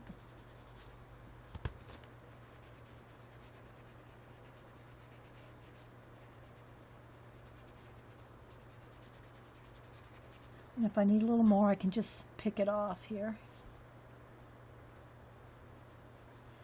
Alright, so now that I got the base coat colors down, again, I want this to dry.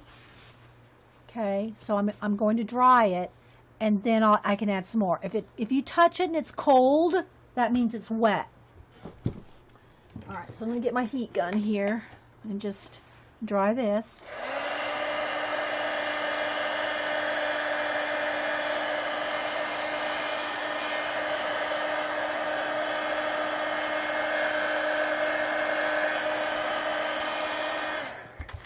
Alright, now I'm going to pick up the brush and the colors, and I'm going to start adding some more pigment. While, you know, now that it's dry, like maybe close up to the mountains here, and just start doing like a night's, you know, like a sunset. And I'll keep adding until I get it as pigmented as I want. But remember, don't oversaturate. If it starts, like if you're starting to have to add lots and lots of layers, dry in between. Because that's what pills your paper and will put a hole right through.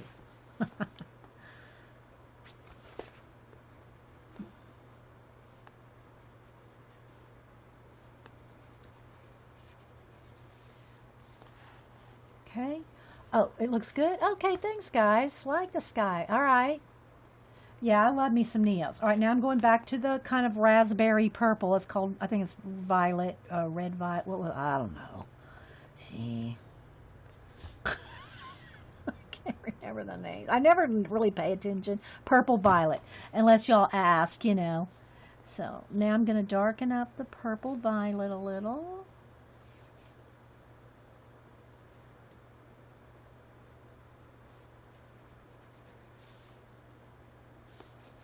Again, I'm not squeezing out any excess water here.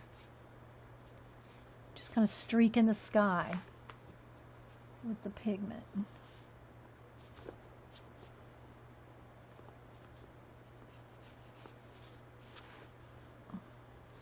going to put a few like streaks like that. Might be a little bit coming out on the other side of this mountain.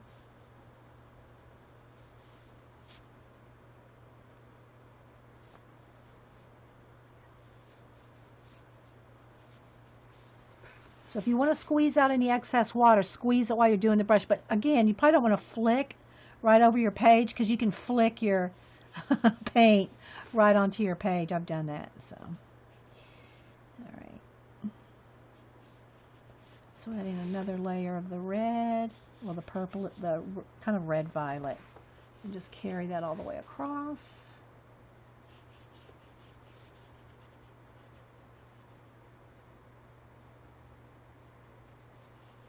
I'm not watching too. Make sure you put chat in caps because I'm kind of concentrating. Because when you're doing watercolor, you really got to pay attention to your edges, and it's hard to stop and then look at chat, and then you've lost your wet edge. You know, you got to kind of keep moving with watercolor. All right, so I think I'm liking that. Might need, I think I'll put a couple of darker blue. All right, so now I'm going to go with the dark blue.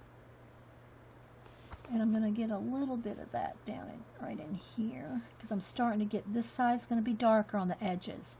The sky will be darker on the edges and bright right here in the middle. And these are the same colors I'm going to use for the snow. These purples.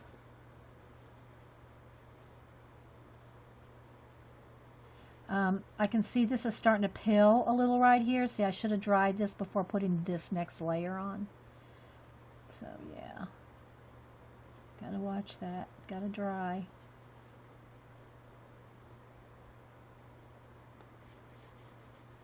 Okay, so now I'm gonna add a nice dark layer at the very top.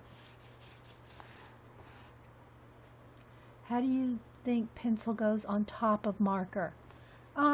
It goes on top of it okay, but it's not, doesn't give you tooth. Marker doesn't give you tooth like paint, like acrylic paint does. Watercolor gives you a little bit of tooth. Acrylic paint gives you a lot of tooth. Markers don't give you any tooth. Just gotta test. Every paper is different too, guys. Every paper is different. Okay, so I'm kind of liking that sky like that. Might need a little bit more of the red violet right in here. Because I want to keep the sunset right in here.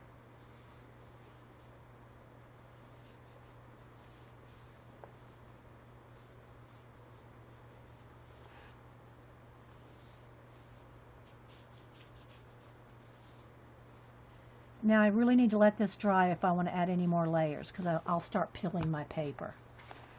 But you can start to see how we're getting a nice sunset there.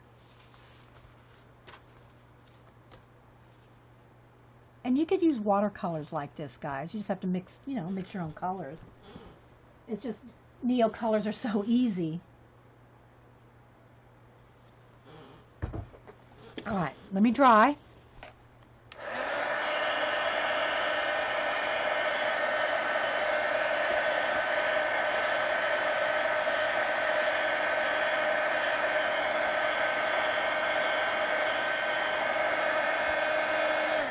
Alright, now I think I want to add a little bit more. I'm going to go back in here with a little more yellow. Brighten it up. Because this is where the sun's going down behind that mountain there.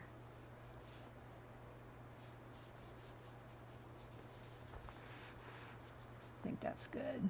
Maybe just a little right here. Okay, now I want this to be very, very dark. So I'm going to go ahead and add one more.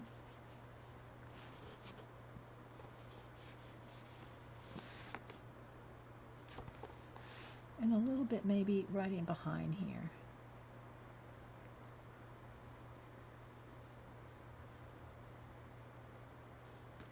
And I'm getting a little bit on the trees, but I'm not really worried about it. But you can be more careful if you're, touch the trees with some purple. It's okay.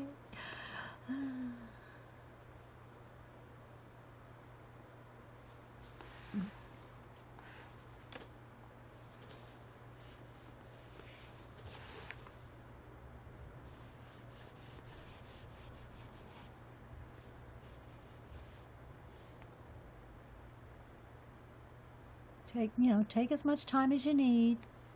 Again, Kind of hurrying a little bit faster here. All right. There we go.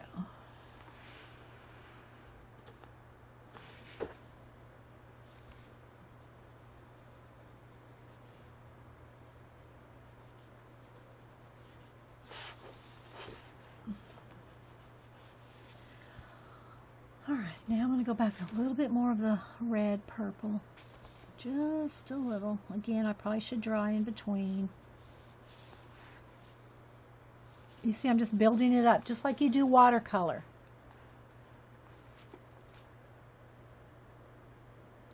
Yeah, y'all talking about clamps for your phones to do streaming? I got one of those. I'll show you. I just use my phone. I mean my webcam. But yeah, let me show you. I got this one here. One of these. It's got a clamp, and you can, put your phone in there like that. Let me show you. See, like this. And you can clamp it to your table or something. And there you go. Like that.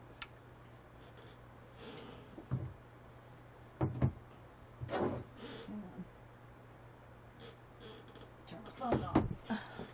And this is real sturdy, and it's really hard to bend, so it's real sturdy. But yeah.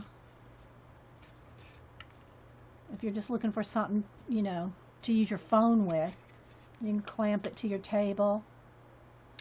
Put your phone there. I think I got this one for $5 at Five and Below.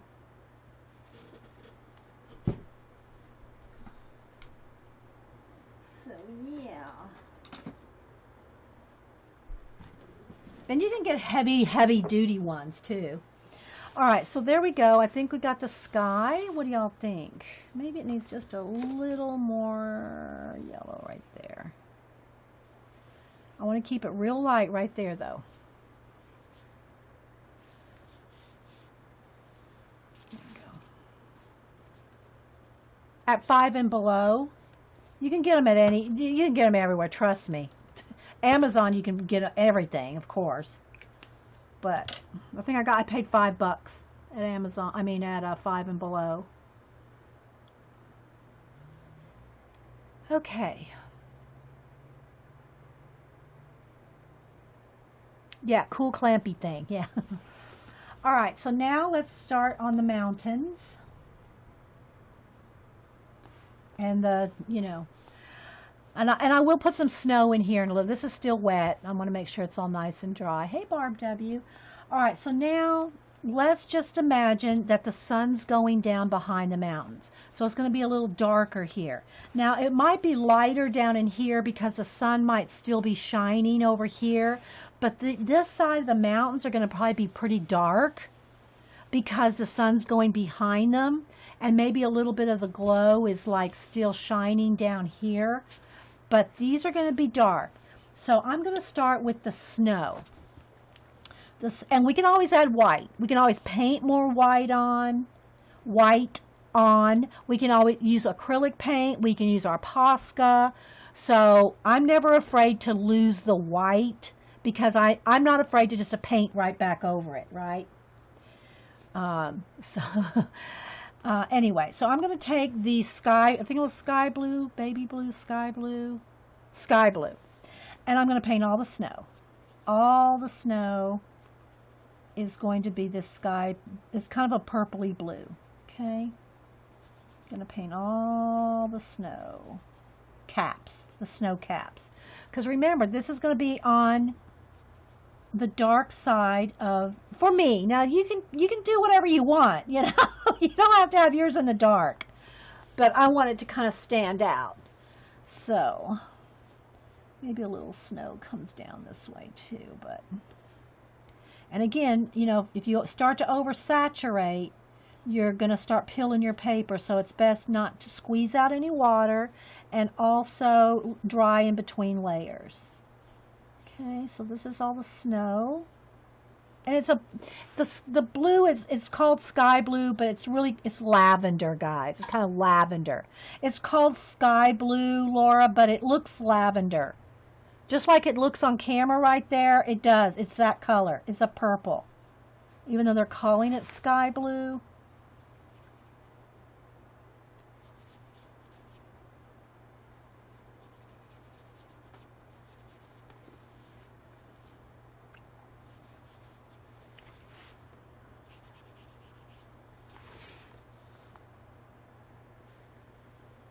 Oh, wait. I spoke to a customer service for Amazon. He asked if he could help me with, and I mentioned Amazon addiction. He said he works there, so he knows.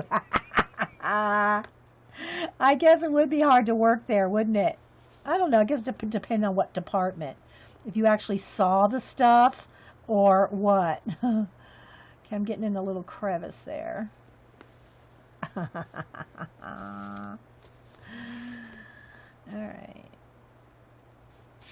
But here's the thing, guys. I've never painted this page before. I don't, it may or may not, we may or may not pull this off. But you can't be afraid. And I know Laura buys 2 books and all that. You just can't be afraid of it. You're the boss of your color book. If you mess it up, if you want to buy another book, I don't look at it that way. I look at it like I learned something. I learned what not to do, or I learned something cool on a color combination, but if you're afraid to do this, you won't do it. I'm just saying, you can't be afraid. All right, so I'm doing all the snow caps here. And even just look, pull some down there. It doesn't have to go right where the line is. Make some snow where you want it.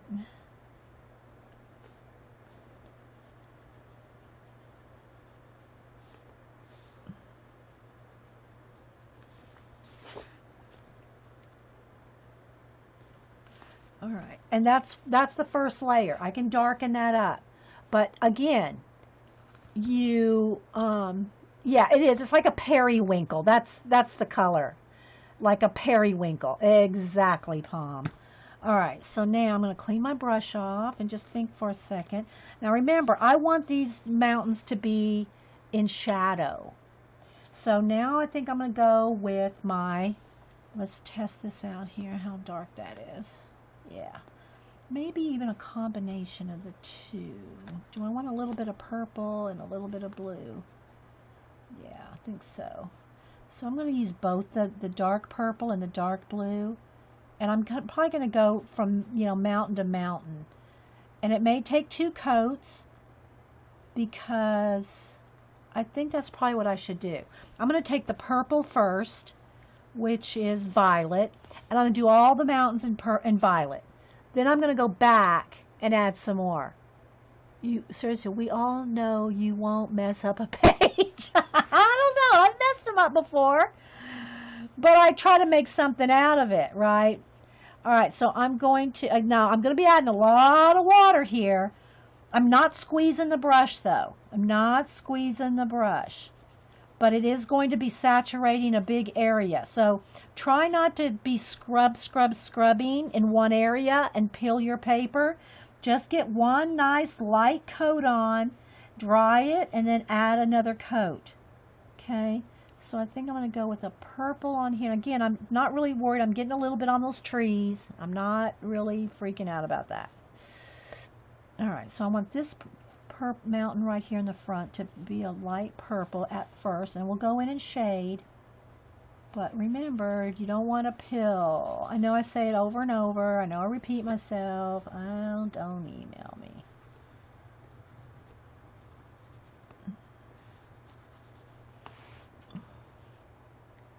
Purple Mountain Majesty. There you go. Because the thing is these mountains would be dark on this side if the sun's going down behind them. Now some of that light will be reflected down here in the open areas, but the back side of these mountains would be dark. And again, you don't have to do this in watercolor. You could do it in pencil.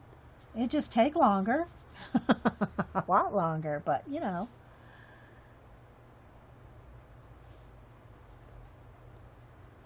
Oh, I gotta check my time. Okay, I'm at 2. So I got about 40 more minutes before our time runs out. I mean, I can do another part, and I don't know if Joyce is streaming today. I never know till the last minute. But we have about 2 hours and 45 minutes. It seems to be about maybe 2 hours and 50 minutes in one recorded session before you have to start another recording. So.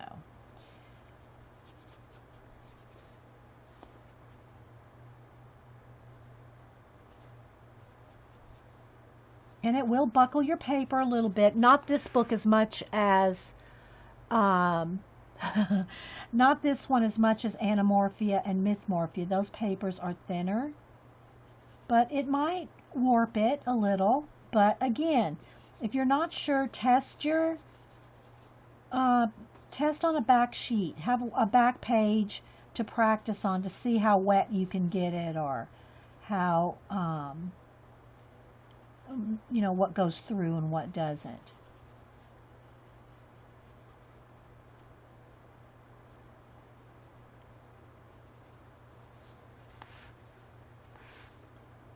And see, it does take a while. And this is just the first layer. Good. You have a huge I get these itchies to create mixed media or color books, but I never touch them because I don't want to mess them up. Then make a copy. Make a copy and practice on a copy. Then who cares if you mess it up?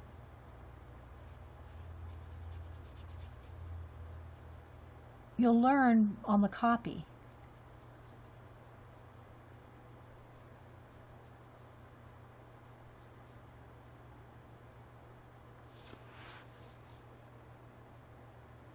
No tweet from Joyce yet.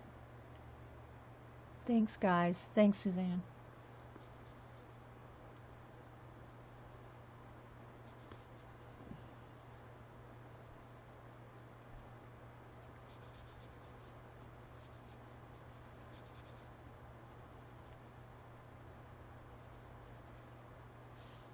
And really, I should be going with the grain, I mean, like the flow of the snow to keep the strokes going the way. But I know that this is just the first layer, so I'm not really overthinking it.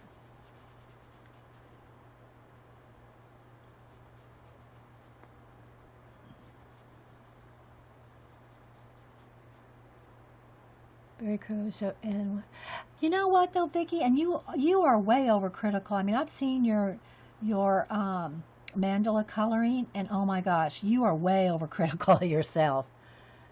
Just saying. So, oh, okay. So you don't feel like in coloring you don't take it so serious. So it does. It's always beautiful. Your coloring is awesome.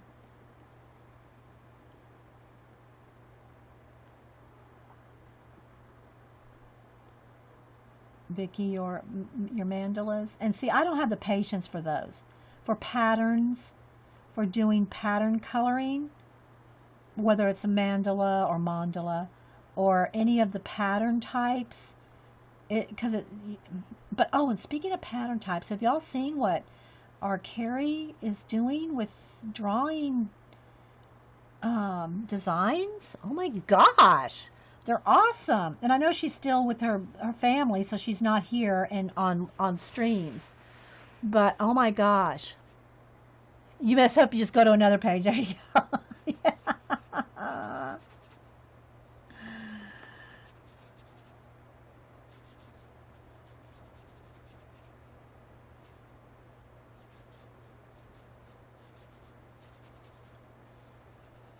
So I'm just getting the purple on here now. Then I'm going to dry it, and then I'm going to add some more darks. Because I want this pretty dark. I want these mountains pretty dark, like they're in shadow.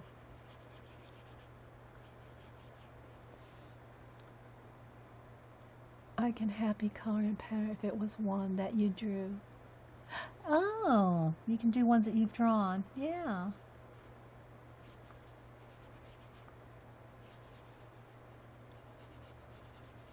I guess I just think I want it to be something.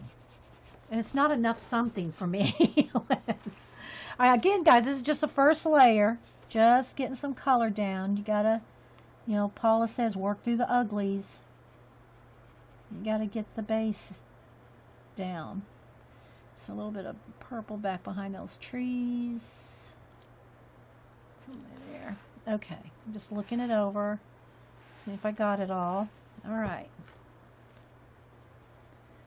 I'm curious, how will you color the birds? I don't know. Maybe they'll just be blackbirds.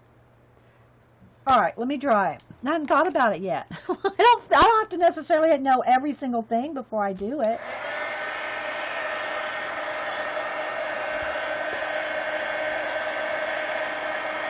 And you can also, when I'm going to do white snow, then you can also put stickles on it to make it twinkle. I'm going to try to at least have this part done here. We probably won't get to this part today, okay? But I want to get this and the snow done up here. I'm going to try. And then we'll work on the trees and everything else later. She is doing cool things, isn't she? I know. Our Carrie is. It's completely okay. She's talking to someone else. Okay. All right. Now I'm going to go back in with some darker.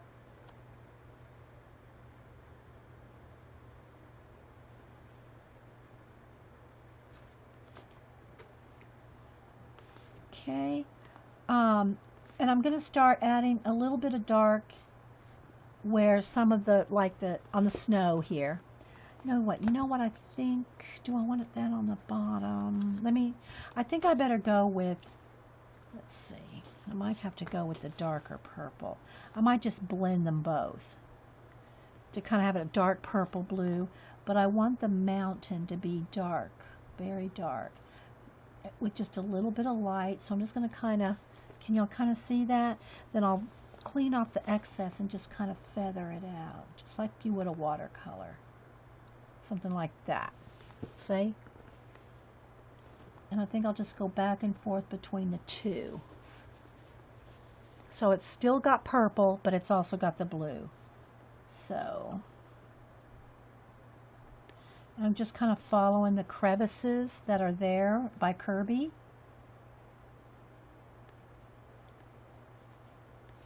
Again, though, just be careful not to oversaturate. I'm not squeezing the brush. Not squeezing the brush. Go with a little more purple.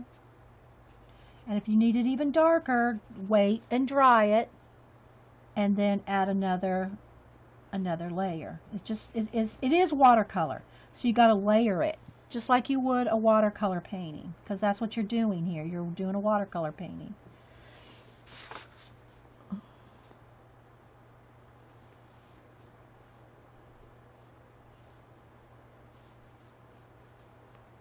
Get a little purple, and I'm just kind of going back and forth between the purple and the blue.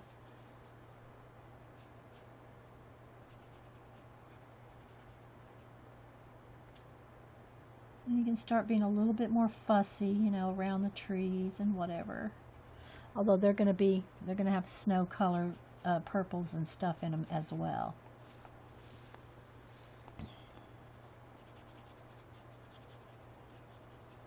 Okay.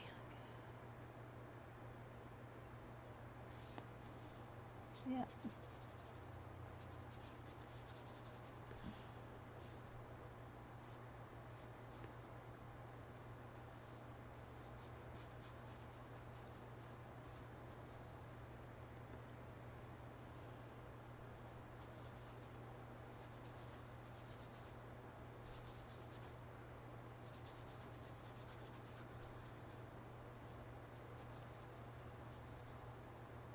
But I want to get the mountains and the snow on them for you guys.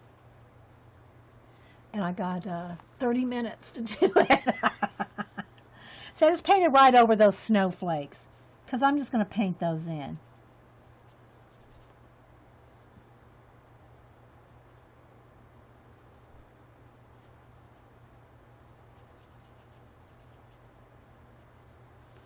Okay.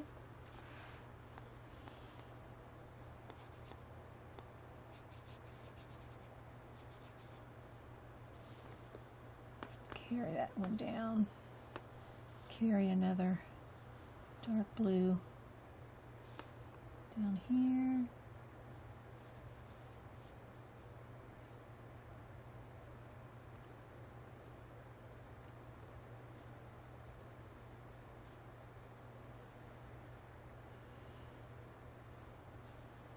I even want it darker in some areas, but I gotta let that dry.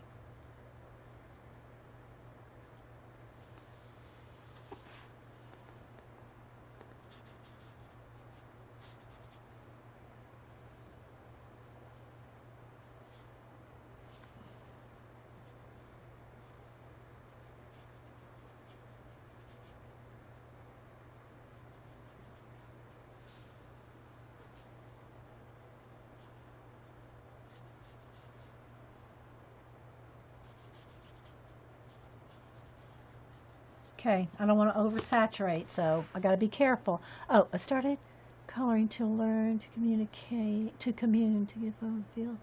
Art and life was not proven stuff. Yeah, it's, I said it before, you got to just get over yourself. I don't mean you personally, but I mean all of us. You got to just kind of get over yourself and just, like, I don't know. We stress too much about stupid stuff. Not that coloring's stupid, I don't mean that. But we stress over things that are like, what? Why are we stressing over that?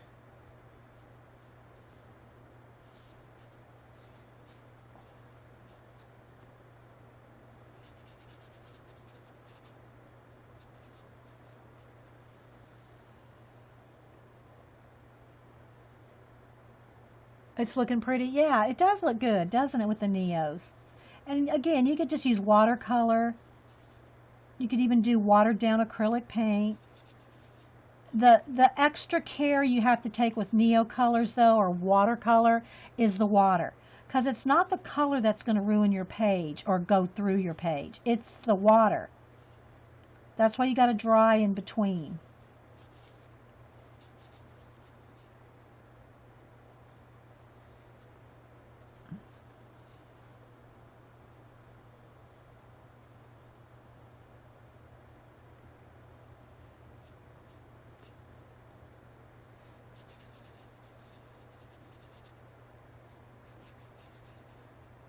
Okay.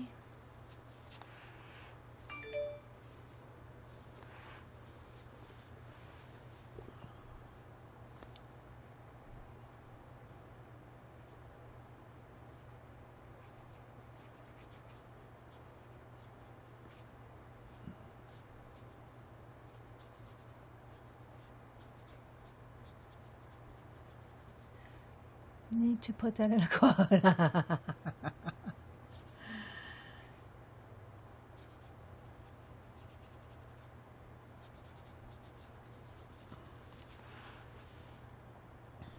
But also the thing about watercolor, if you're very perfectionistic in your coloring, this will freak you out. I'm just saying, because it won't be perfect. It won't be exactly what you think it's going to be. Watercolor never is. So, if you want everything just so in your color book, you probably need to practice your Neo color. Thanks, Vicki. You need to practice your Neo color on a piece of cardstock or something, because it's very free. It's not. It goes where it wants to go.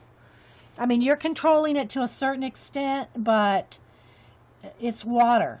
It is water. And if you want a line to be exact and perfect, right where you think you want it, and it's going to freak you out that it doesn't, then definitely practice on something else, not your color book, because it's not going to be exact. It's not going to be perfect.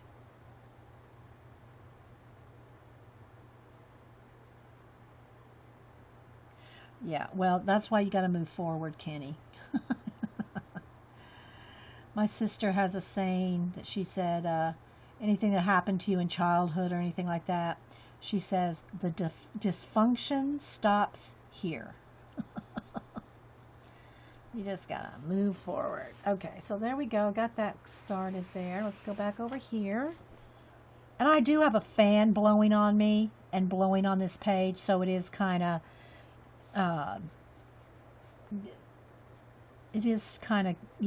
drying it as I go, but I will still take a heat gun to it before I add another layer. Yeah, and you can go over this you can add more with pencil. This can just be a base, and it will be in other areas. It doesn't have to be the final thing. This can just be a base with, that you're going to add pencils to. We always add color pencil. Seems like we do anyway. All right, now I'm going to clean my brush off real quick, and let's go ahead and dry it. And it is buckling just a little, but again, these pages are pretty thick. And so, but if any kind of wrinkling or buckling bothers you, I would recommend not using any kind of watercolor in your pages. All right, now I'm going to go back with a little bit purple, and I'm going to start adding another layer over some of the blue and just make it a little bit more, another layer. And again, if you want to do some more with pencil, I'm just having fun with the Neo color, so I'm rolling with it. It does need a little bit darker under the snow shadow there.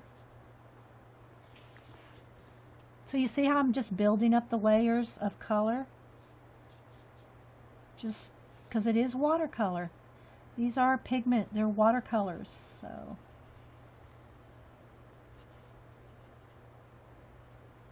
And you're technically not working on watercolor paper, right? At the best, it's heavy cardstock.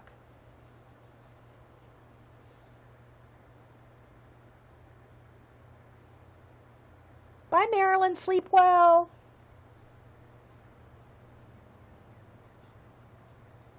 Thanks for helping out and modding and all that you do over on my YouTube channel as well. You're the best. Artsy Marilyn's like my YouTube mod. Okay, so can y'all see how that's kind of just layering it up?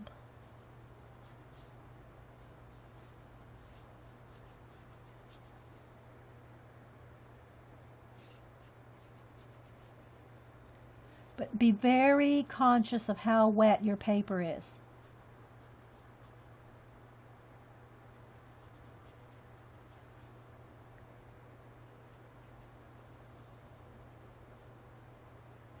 Again, I'm not squeezing out any water at all.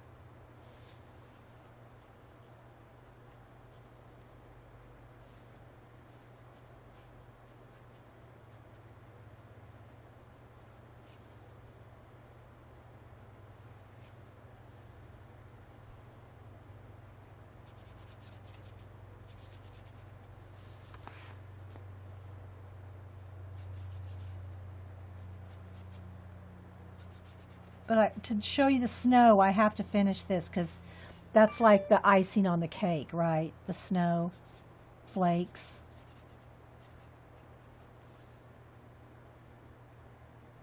In case you was a D, Joycey's not streaming. She said no voice. Oh my gosh, that girl. I hope she's going to the doctor on that her voice. That's all I'm saying. You know? She keeps losing her voice. I hope she's getting that checked.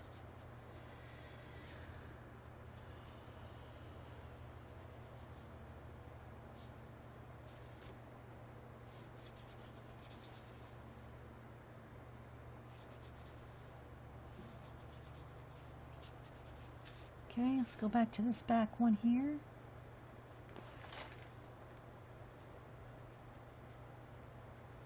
And I could go in here with color pencil and darken some of this, but like I said, I'm just having fun with it now. So I'm rolling with the Neos. But if you're afraid you're going to oversaturate or, anything like that, then go back in here with color pencil and add all these deep, dark, dark purples. on top of the mountains. Okay. This, I want a little darker right in here. There we go. That's what I'm looking for right there.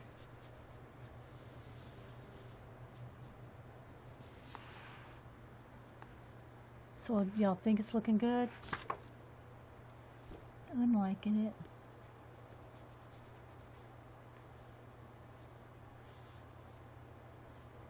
But it does take many layers when you use watercolor.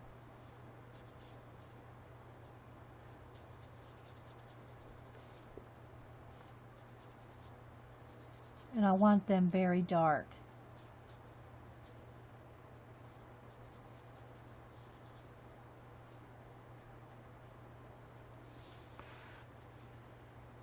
Thanks, Mac. Have a good day.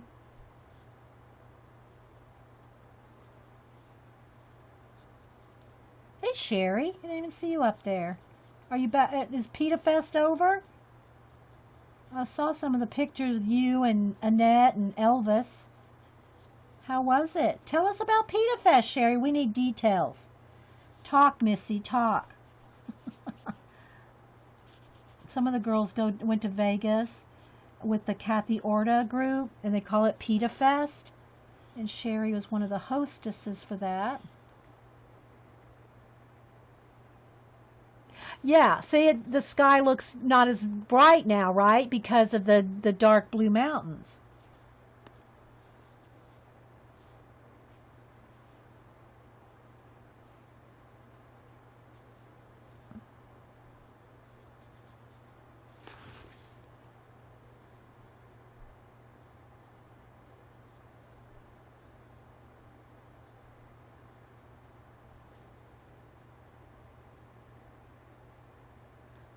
Thanks, guys. I'm glad y'all are liking it. I hope, if you're not brave enough to try it in your color book, I hope you'll at least, print out a section to practice on. And you'll decide whether you like using, watercolors in your books or not with a little bit of a practice sheet.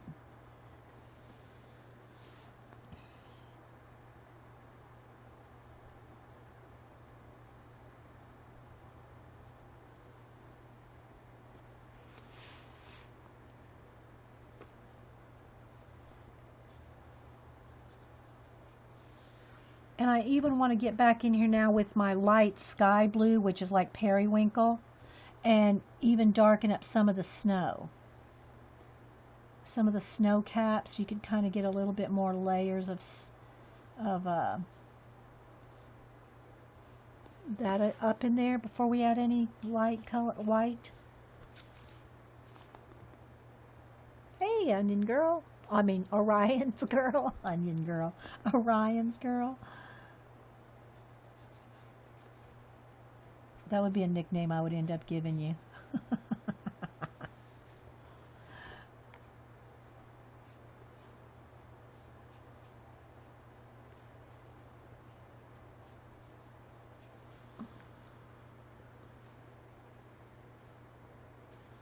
You could have done without Elvis. Yeah, was it you, Sherry, that posted that little 30-second video on Facebook? Oh my gosh, that was hilarious.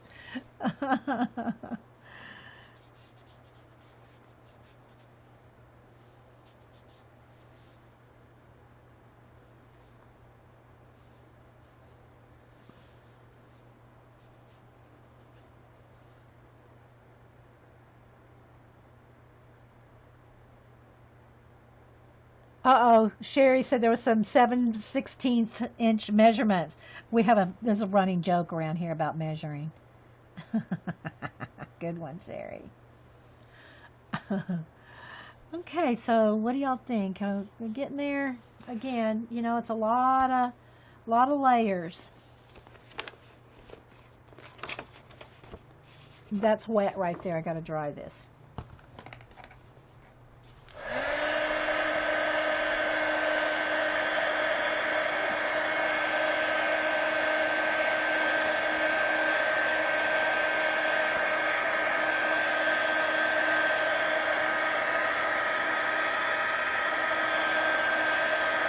Yeah, Yeah, I got it's 2 hours and 17 minutes, so I got probably 20 more minutes. Yeah, on this segment. Yeah.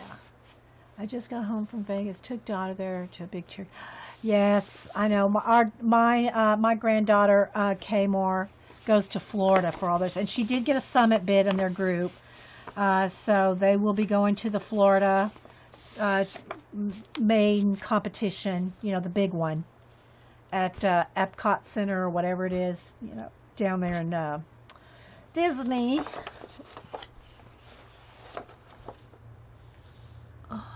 Okay, so I think I could still add some more, but I'm gonna have to stop at some point to do the snow.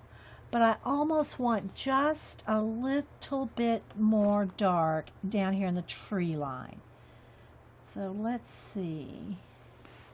I think I'm gonna just do one more wash down here in the tree line before I start with the snow. And really, technically, guys, I wouldn't do the snow till the very end, until I finished everything. But I want y'all to see it, so I'm going to go ahead and do it. Even if I have to paint over it at some point and then add more do the snow again, it's okay, Alright, so I'm going to just do another coat of the purple down toward the bottom here. Just to add, every layer adds more depth, right?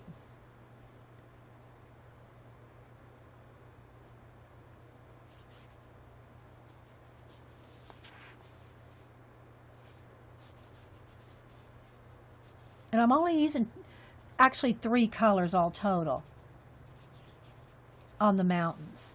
Really these 3. What is it? Violet. Violet. I think this is purple. Violet. I wish they wouldn't print black lettering on dark blue. What was that? Dang, I can't even find it now. Well, there it is. Blue violet. Blue violet, violet, and sky blue, which is actually a periwinkle. And so those are the only colors I'm really using for the mountains. Alright, so let me get down here in this tree line one more time.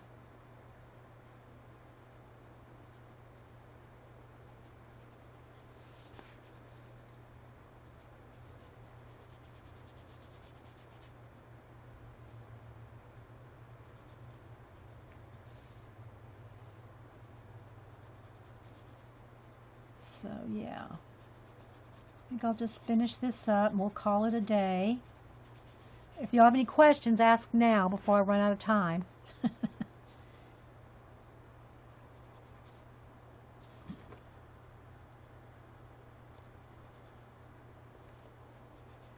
I did do another little segment, with showing my Happy Mail and my color books and the dragon book that Orla sent. And so that's a separate video, so this will be, the second one today. Just going to kind of pull some of that purple in there. And again, we can always go in here. Oh, thanks, Kenny, and happy birthday again, by the way, to you and Marie and Linda White Holloway, as we call her, art unit.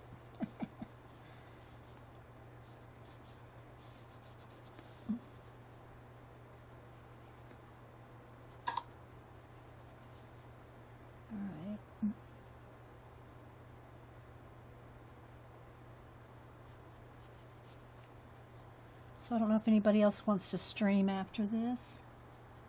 Y'all can start trick-or-heading somebody, since Joycey's not streaming.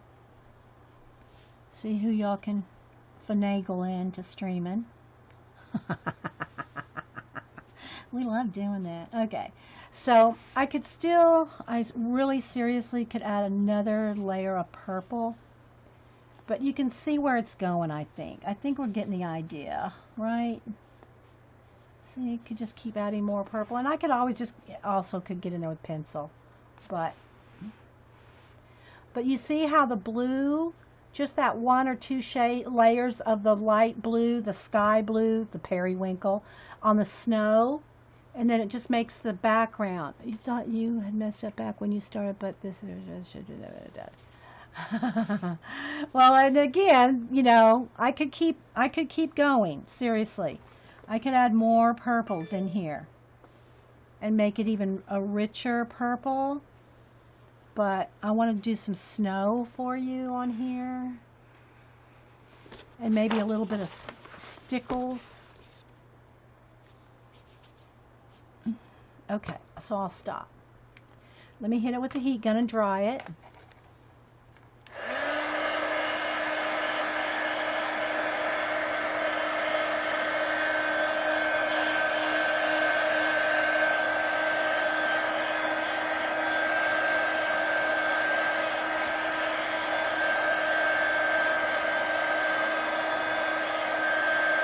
And I'm going to do two things for the snow. I'm going to get some white acrylic paint, and I'll probably do some details with my Posca. I don't even know where it went now. Shoved everything to the side. Here it is. All right, so let me just get out some white acrylic paint.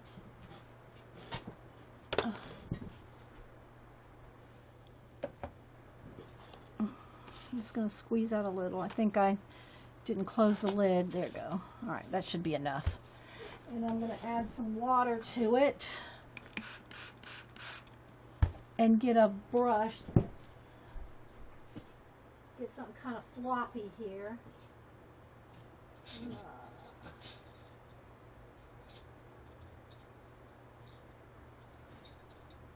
You want a brush that has loose hairs, just really that'll flop. Because you want to water this down. Okay.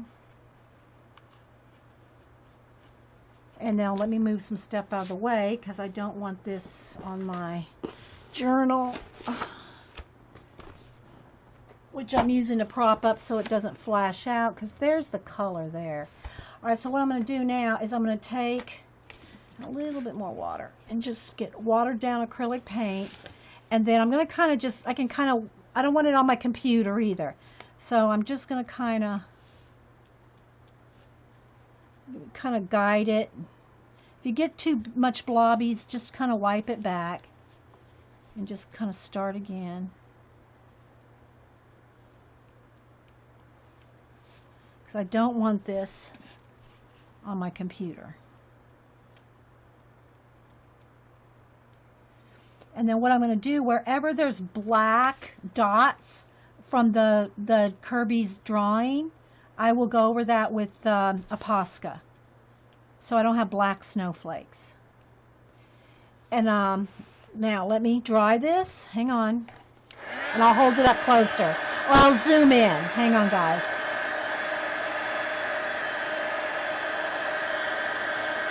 Yeah, you can't use glossy paint. Pencil won't stick to it.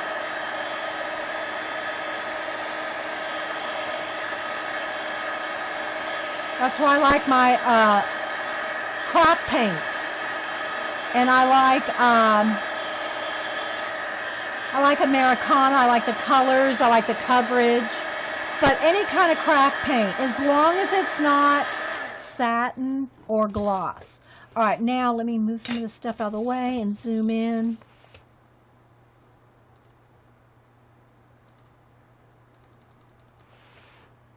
Okay, let's see if we're focused still. I think we're good.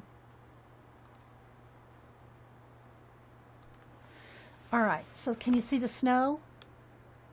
Now you still see the black? That's from the drawing, and I don't want that there. So that's where I'm going to take my Poscas, especially these big snowflakes, and I'm going to just get rid of the black. And again, if you wanted to, you could even do the kind of a glow around some of those, like we did on the, let's make sure it's shook up here. Oops. Oh, I got something on there. Hang on, guys. There we go. So any place I see a dark black dot, I'll go over that. I think this one might be running out. There we go. This one might be running out.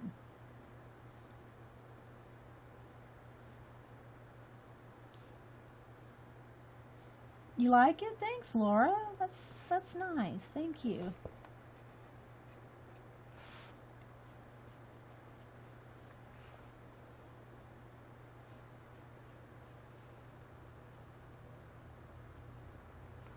And I'll do a couple twinkles around some of these bigger snowflakes in a minute.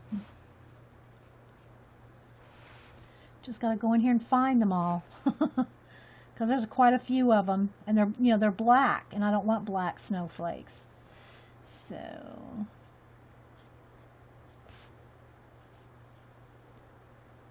gonna have to go in here and every one. You could go in here with a paintbrush too, the back end of a paintbrush, and blob it with the, like take the back end of a paintbrush. If you want a bigger, now this is all watered down, so I need a place where it's not watered down. Okay, so I can just take the back end of a brush if I want a bigger dot like that, and you can just go in there. So it doesn't take as much time to cover them all.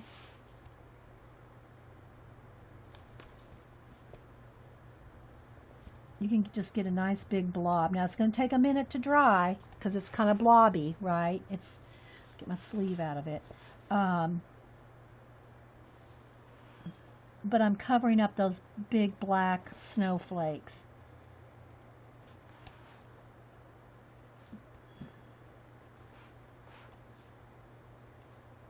You can add a few more.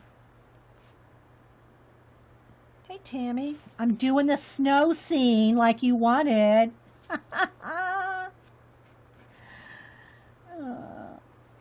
We're over 2 hours in. I'm almost done for the day. Just wanted to get the snow on here, and then I wanted to add some stickles too. Do I have time? Let's see. Maybe. If time runs out, guys, if you're watching this recording, time runs out, what I'm going to do after this is I'm going to take some diamond stickles and add, see, these snowflakes would be like right at your face, right? Add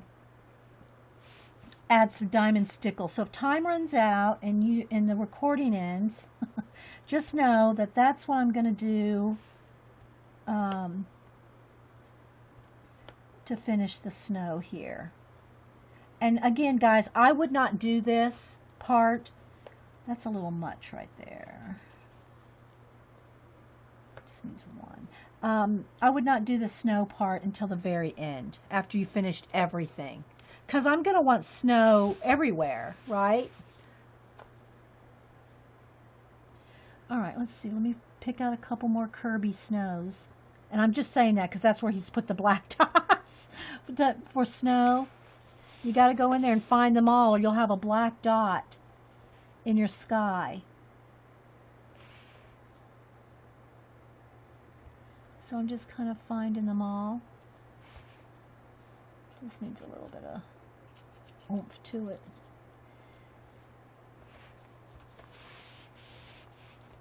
Coming along. Thanks, guys.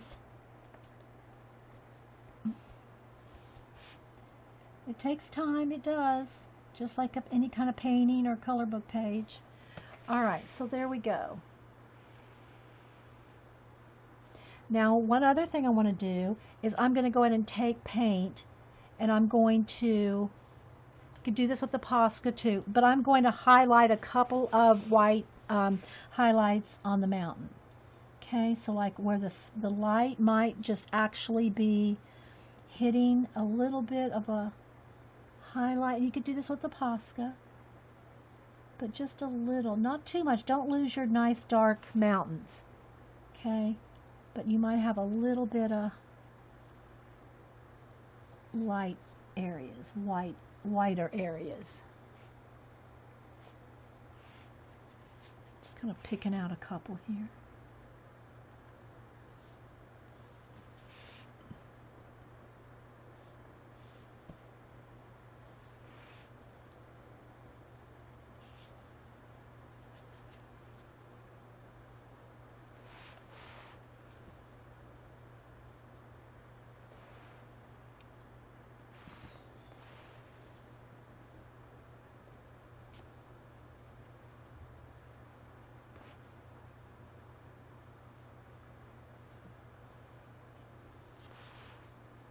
Okay.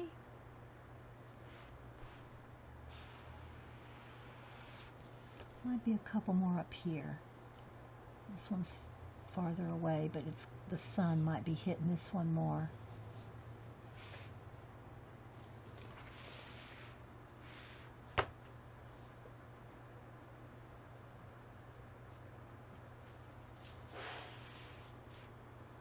Maybe there might be a little bit more coming down here. You can kind of pick out your own. Just don't have to just necessarily go with the color book. You can pick out places you might want extra snow, or, you know. Thanks, guys. If you don't like some of those black lines, you're going to have to like either paint them out or shadow them with your purple. You know. Let's get right in that little crevice in there.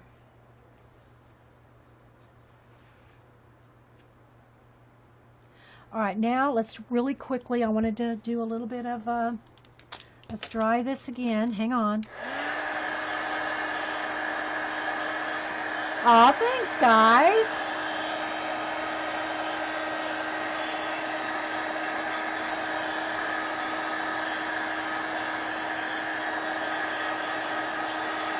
And you can get in there on some of these dark lines if you don't want some of those lines to show. Get in there with your, let me just grab a pencil real quick.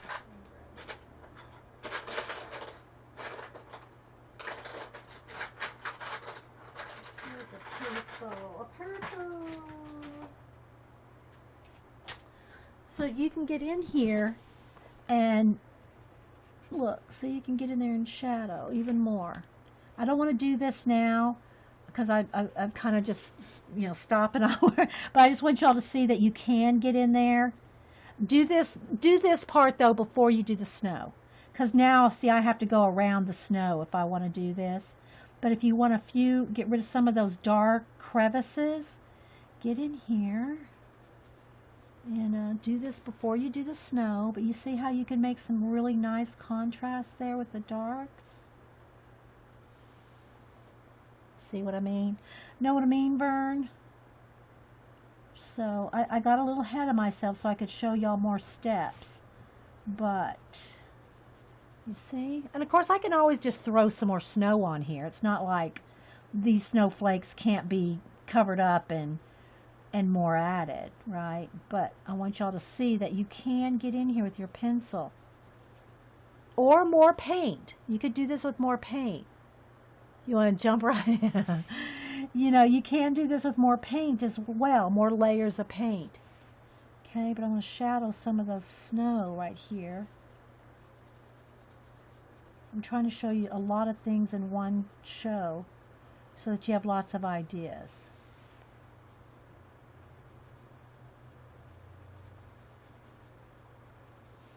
You see where we're going with this though?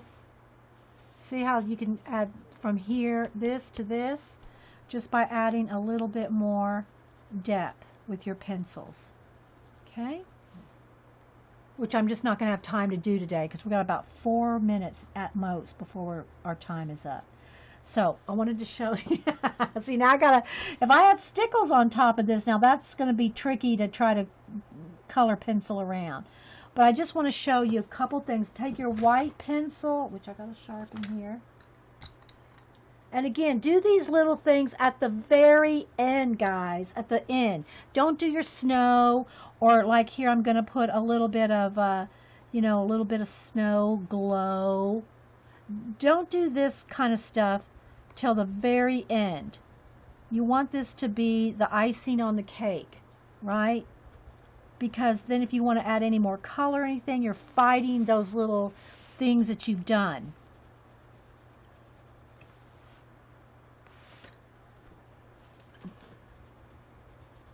I'll just do the sky snow just to show you. All right, so like that, okay? See how that looks in the sky? Now take your stickles, like your diamond or ice, either one, anything that's clear, just a clear stickles, and let's get that going, and add it in on top. You can put a little dot on each one if you want. I'm just going to do the sky ones because I feel like I'm really kind of done with the sky. But you want to make sure, actually there's a couple places I could still add some white around. But I just want you to see, and then right on the mountains as well, the tops of the mountains, where the snow caps are. And I'll tilt it for you so you can see, because we are going to run out of time really fast. All right. So thanks everybody for being here. Again, not done. Just trying to show you all some ideas. Test them out. Take your time. Don't rush through it like we kind of do here. And the clear, either the ice or the diamond or any of the clear stickles will pick up the color underneath, right? So whatever color's underneath will show through. So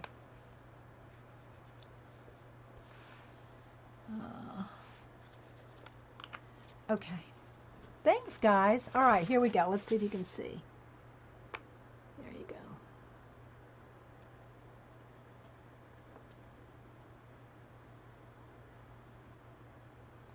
See? So you put the stickles on the mountaintops and on your snowflakes. I'm not going to do these snowflakes now with the stickles because I want to do a little bit more, you know, work on the mountains. But you can see where I put some in the sky and on the mountaintops. But take your time, don't rush through it. You know, enjoy the process. I know we do a little quicker here. There's a color right there. I know we do a little quicker here because of time, but you know, take your time and do it. No, I'm not going to start another stream today. Do you want to stream, Laura? No, I'm not. I got to get something to eat, guys. I haven't eaten. It's 12:30, so I think I'm just going to call it a day today. But if anybody else wants to stream, tell everybody now before we leave because, yeah, I shut down the chat and everything when we leave. So yeah, so hopefully, let me back out. Hopefully y'all enjoyed don't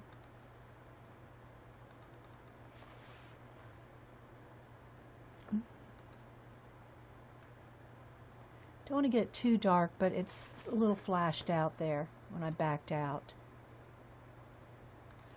So there's right about there's the true color. And yeah. And then if you, well, Kitty, I don't know when I'll get back to this page. Yes, I will. I'll continue to work on it, but you know, I'll just call this working in Mythomorphia because I also worked on this page. Remember, and I can't close the book because of the stickles, but I also am working on this page. Remember? So yeah. Hey, Shalene, good to see you. So both these pages. So it's kind of like all my Kirby's. I work a little here, a little there. But I want y'all to get the ideas, right? And it takes time to do all this. And so we'll get back to it. We'll get back to it. But now you know, at least how to do the mountains in the sky. All right, guys. Well, I hope you have a good, I don't know if I'll stream Friday. I never know until practically Friday morning if I can stream on Fridays. But y'all can always find me every Monday, most Wednesdays, and the occasional Friday. Although I think Hubster's off this Friday. Probably won't be streaming this Friday. It's Good Friday, Easter weekend. We have family plans, so I probably won't stream on Friday. So if I don't, then I'll see you guys on Monday or other people's streams. Did anybody decide to stream next? I'll go get something to eat and go join you over there and work on some things. All right, guys. Thanks. Just tweet if you're streaming. And thanks, guys. Y'all have a great week and a happy, blessed Easter weekend if you celebrate it. Passover. Thanks, everybody. I painted the whole background in first. Then I went in here with just the kids' Crayola markers. Now, let me warn you, when you go over acrylic paint with these, you don't have to worry about it when you're just doing it straight on the book. But when you're going over acrylic paint, which is almost like, you know, it's almost kind of like has gessoed your page, so to speak, you got to let that dry. It'll smear. You got to let it dry, okay? Or hit it with the heat gun, or even put another layer of pencil over it, which I wanted pencil over it anyway. But I'd stippled the whole bottom here with these are the Crayola Super Tip kids markers, okay? They look like this, bullet tip.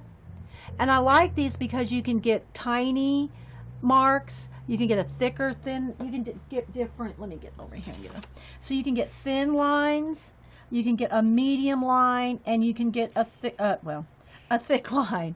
You can get all that different variation of width with these.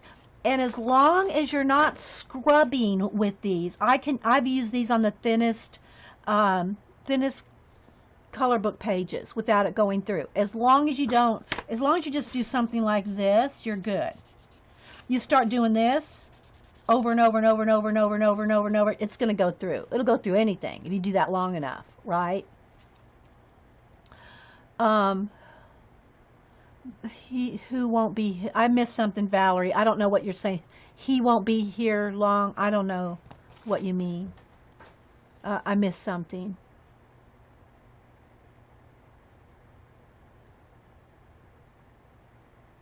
Did I miss something? Mods have boots.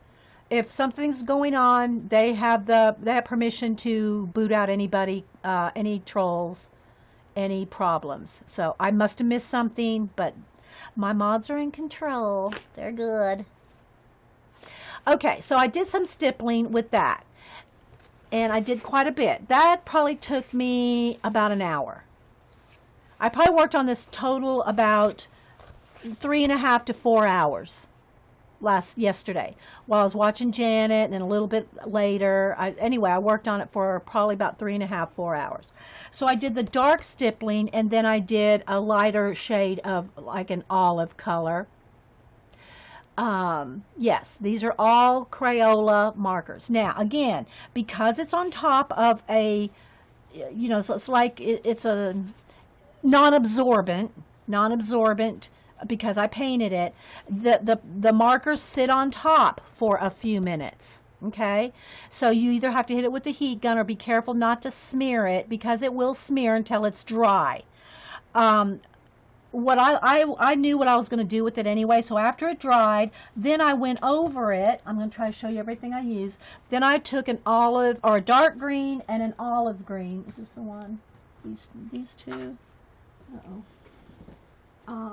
Maybe it was these two. I took a dark green and a apple green, and I just kind of blended it in a little bit more. So you can see I just kind of went over it even more over the top. But I wanted that stipply look. Okay, you can't get that with pencil, those dots. So, but then I just kind of started blending it out with the dark green, and these are Prismacolor. And then I used the apple green and kind of blended it in, going up, you know, toward the top. So I just kind of used those two colors to blend in the stippling even more. Okay. Okay. So again, I could, you know, even work a little bit more on the green down here. And these pages, y'all know, any kind of adult coloring book with a lot of detail, you know, even though I do kind of go kind of fast on our show, when I'm sitting by myself, I'm taking more time. Okay, I try to do as much as I can on the show to give you all the ideas, but just because I work fast doesn't mean I always work fast when I'm by myself, or that you should work fast. You don't need to. You take your time, right? But I kind of try to show you as many ideas as possible. So kind of do that, and then I took the apple green and kind of blended it in. And the green paint I used was the Irish Moss. And then this is apple green and dark green on top. And these Crayola kid markers, it was just one coat of paint, TNT, but it was kind of thick. Kind of scrubbed it in, you know what I mean?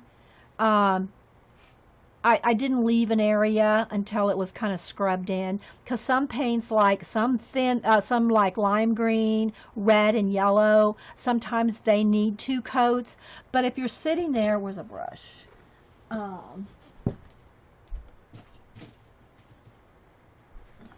If you take the paint, let me get us something, just another sample thing here. Just put a dot of paint out here. Whoops. Get the little crusty bit.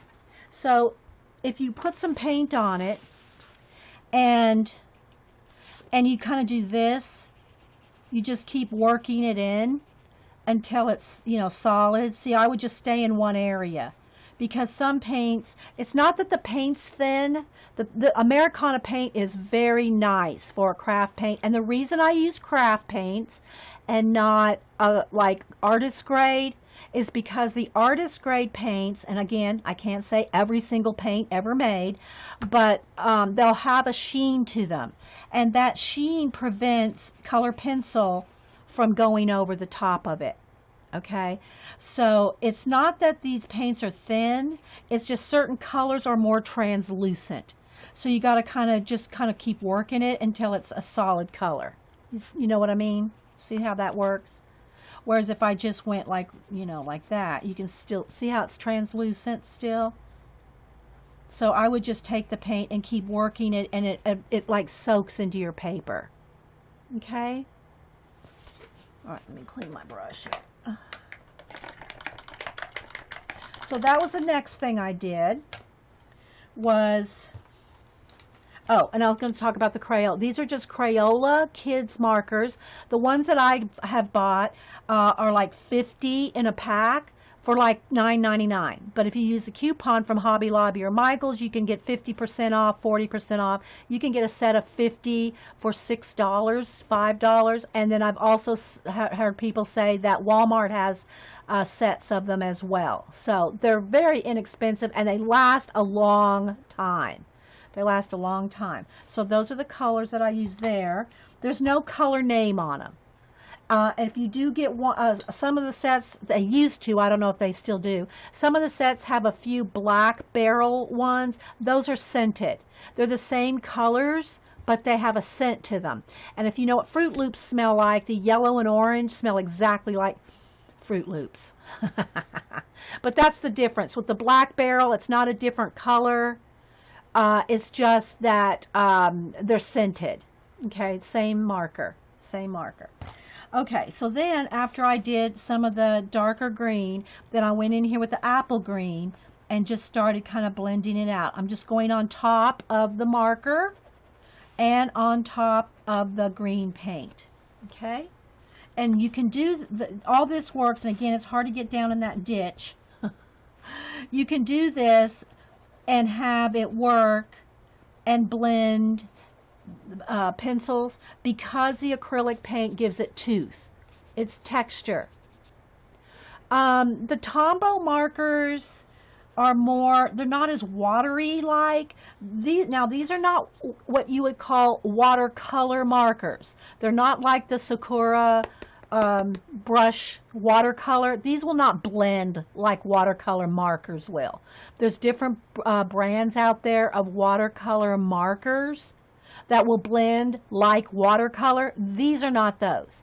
These are just kids water-based markers. Okay, the Tombow are, I'm not sure what all, I mean, I know they're not alcohol-based, but, and I haven't used those forever.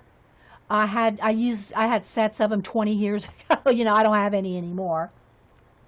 But for color book pages, these just work really good. Okay. Okay, thanks, Scooby. Thank you. I'm so happy about it anytime you get to spend time with that baby. So, you know, and just take your time and blend and enjoy the process, right? Again, just because I'm going really fast on the show doesn't mean that you need to go that fast, or that I even go that fast when I'm coloring by myself. Okay? All right, so again, it did take me a good hour and 45 minutes or so, maybe 2 hours, to do all the background painted in. Okay? And then another, hour, I don't know. I didn't really time it, but, I worked on the whole thing for a good 3 hours. Then the next thing I did is I wanted to kind of stick with about 3 colors on her. I have not decided what colors to do him yet. And I probably won't work on him today because everybody wants me to work on the snow page. But anyway, before I start coloring a little bit more on her to show you, at least get you showing how I'm doing it. I don't have to color the whole thing for you to see that, but I want to at least give you a little flip of the book. Okay, so let's see here. Do I need to tilt it up a little? So there's other people, Laura included. I need to watch her video of, she did a complete flip of this. But I just want to kind of let y'all see some of the pages that are in it.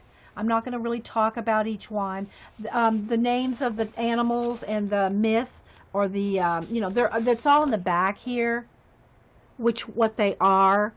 Like the Yeti, and they're all in here in the back. So if you want to know, hey Vicky, if you want to know what myth they're covering, or Kirby drew, they're all here in the back.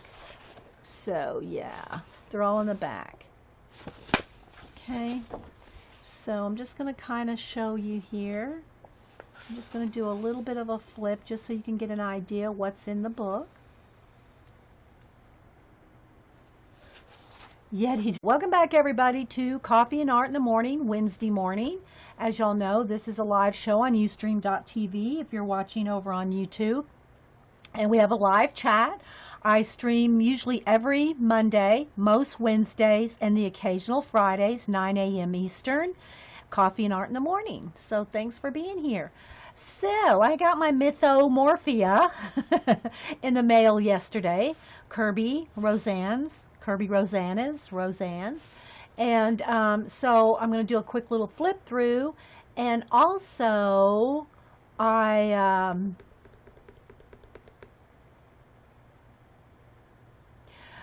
started a page. So the page that I started is this one. And the book now, the paper's thicker. Let me say this. The paper is much thicker than his Mythomorphia and Anamorphia.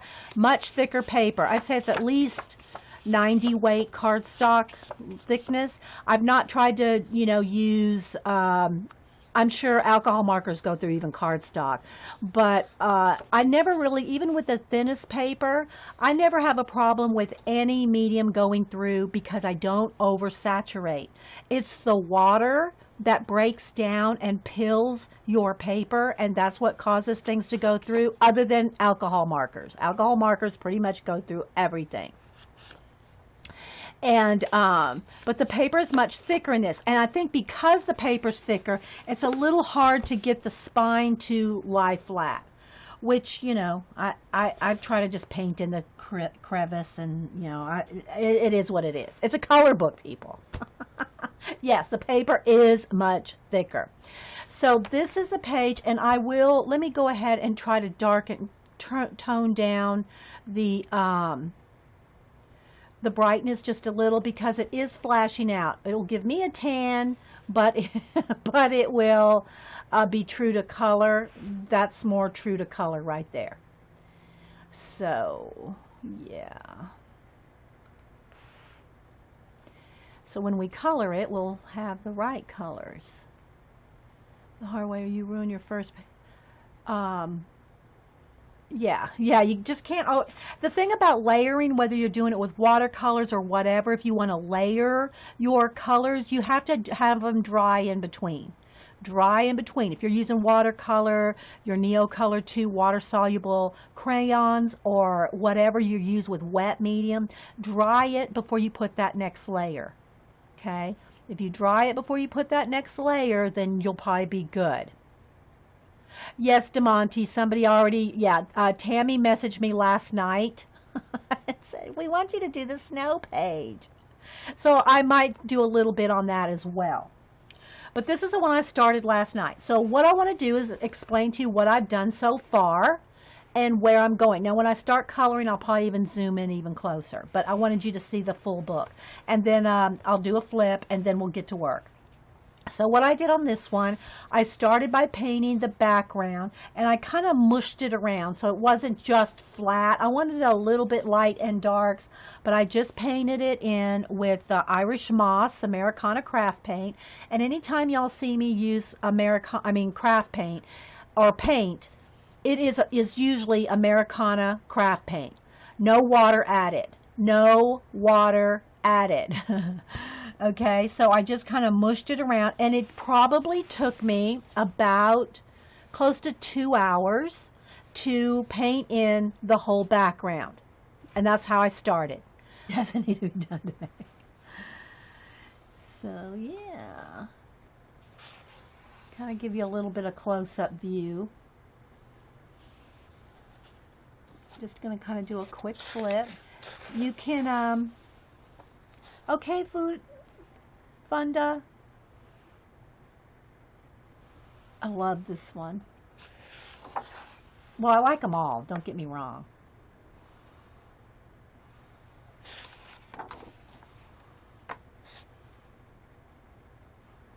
Dragons.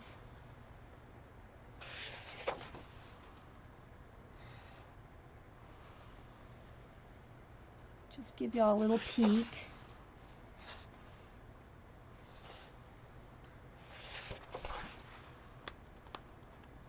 Streamer's Choice of DeMonte.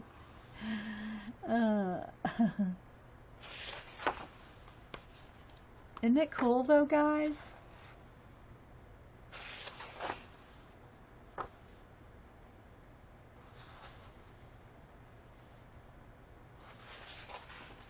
Bye, Clarissa.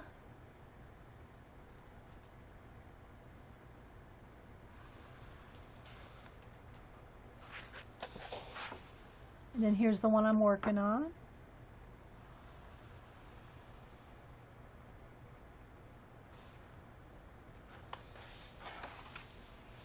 And here's a Yeti in the snow scene. And I might do a little bit on this one. I might do a little work on here.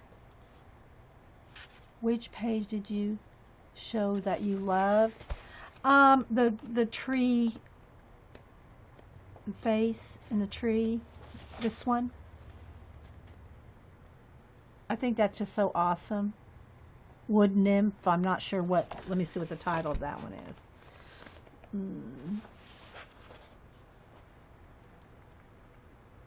Green Man. It's called Green Man. Okay, so let's keep going here. Turtle. Sea turtle. Okay. All right. Thanks, Marie, and happy birthday again.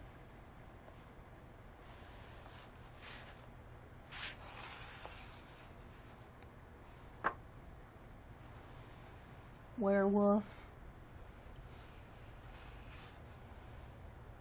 Look at that. Isn't that awesome? Look at that.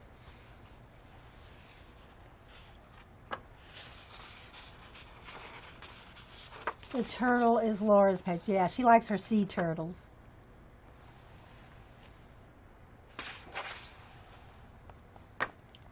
Some more dragon.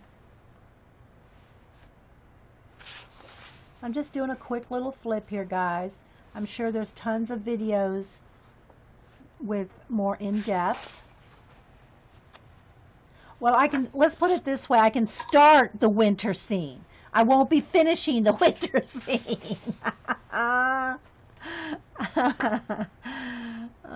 Minotaur. Oh. Medusa.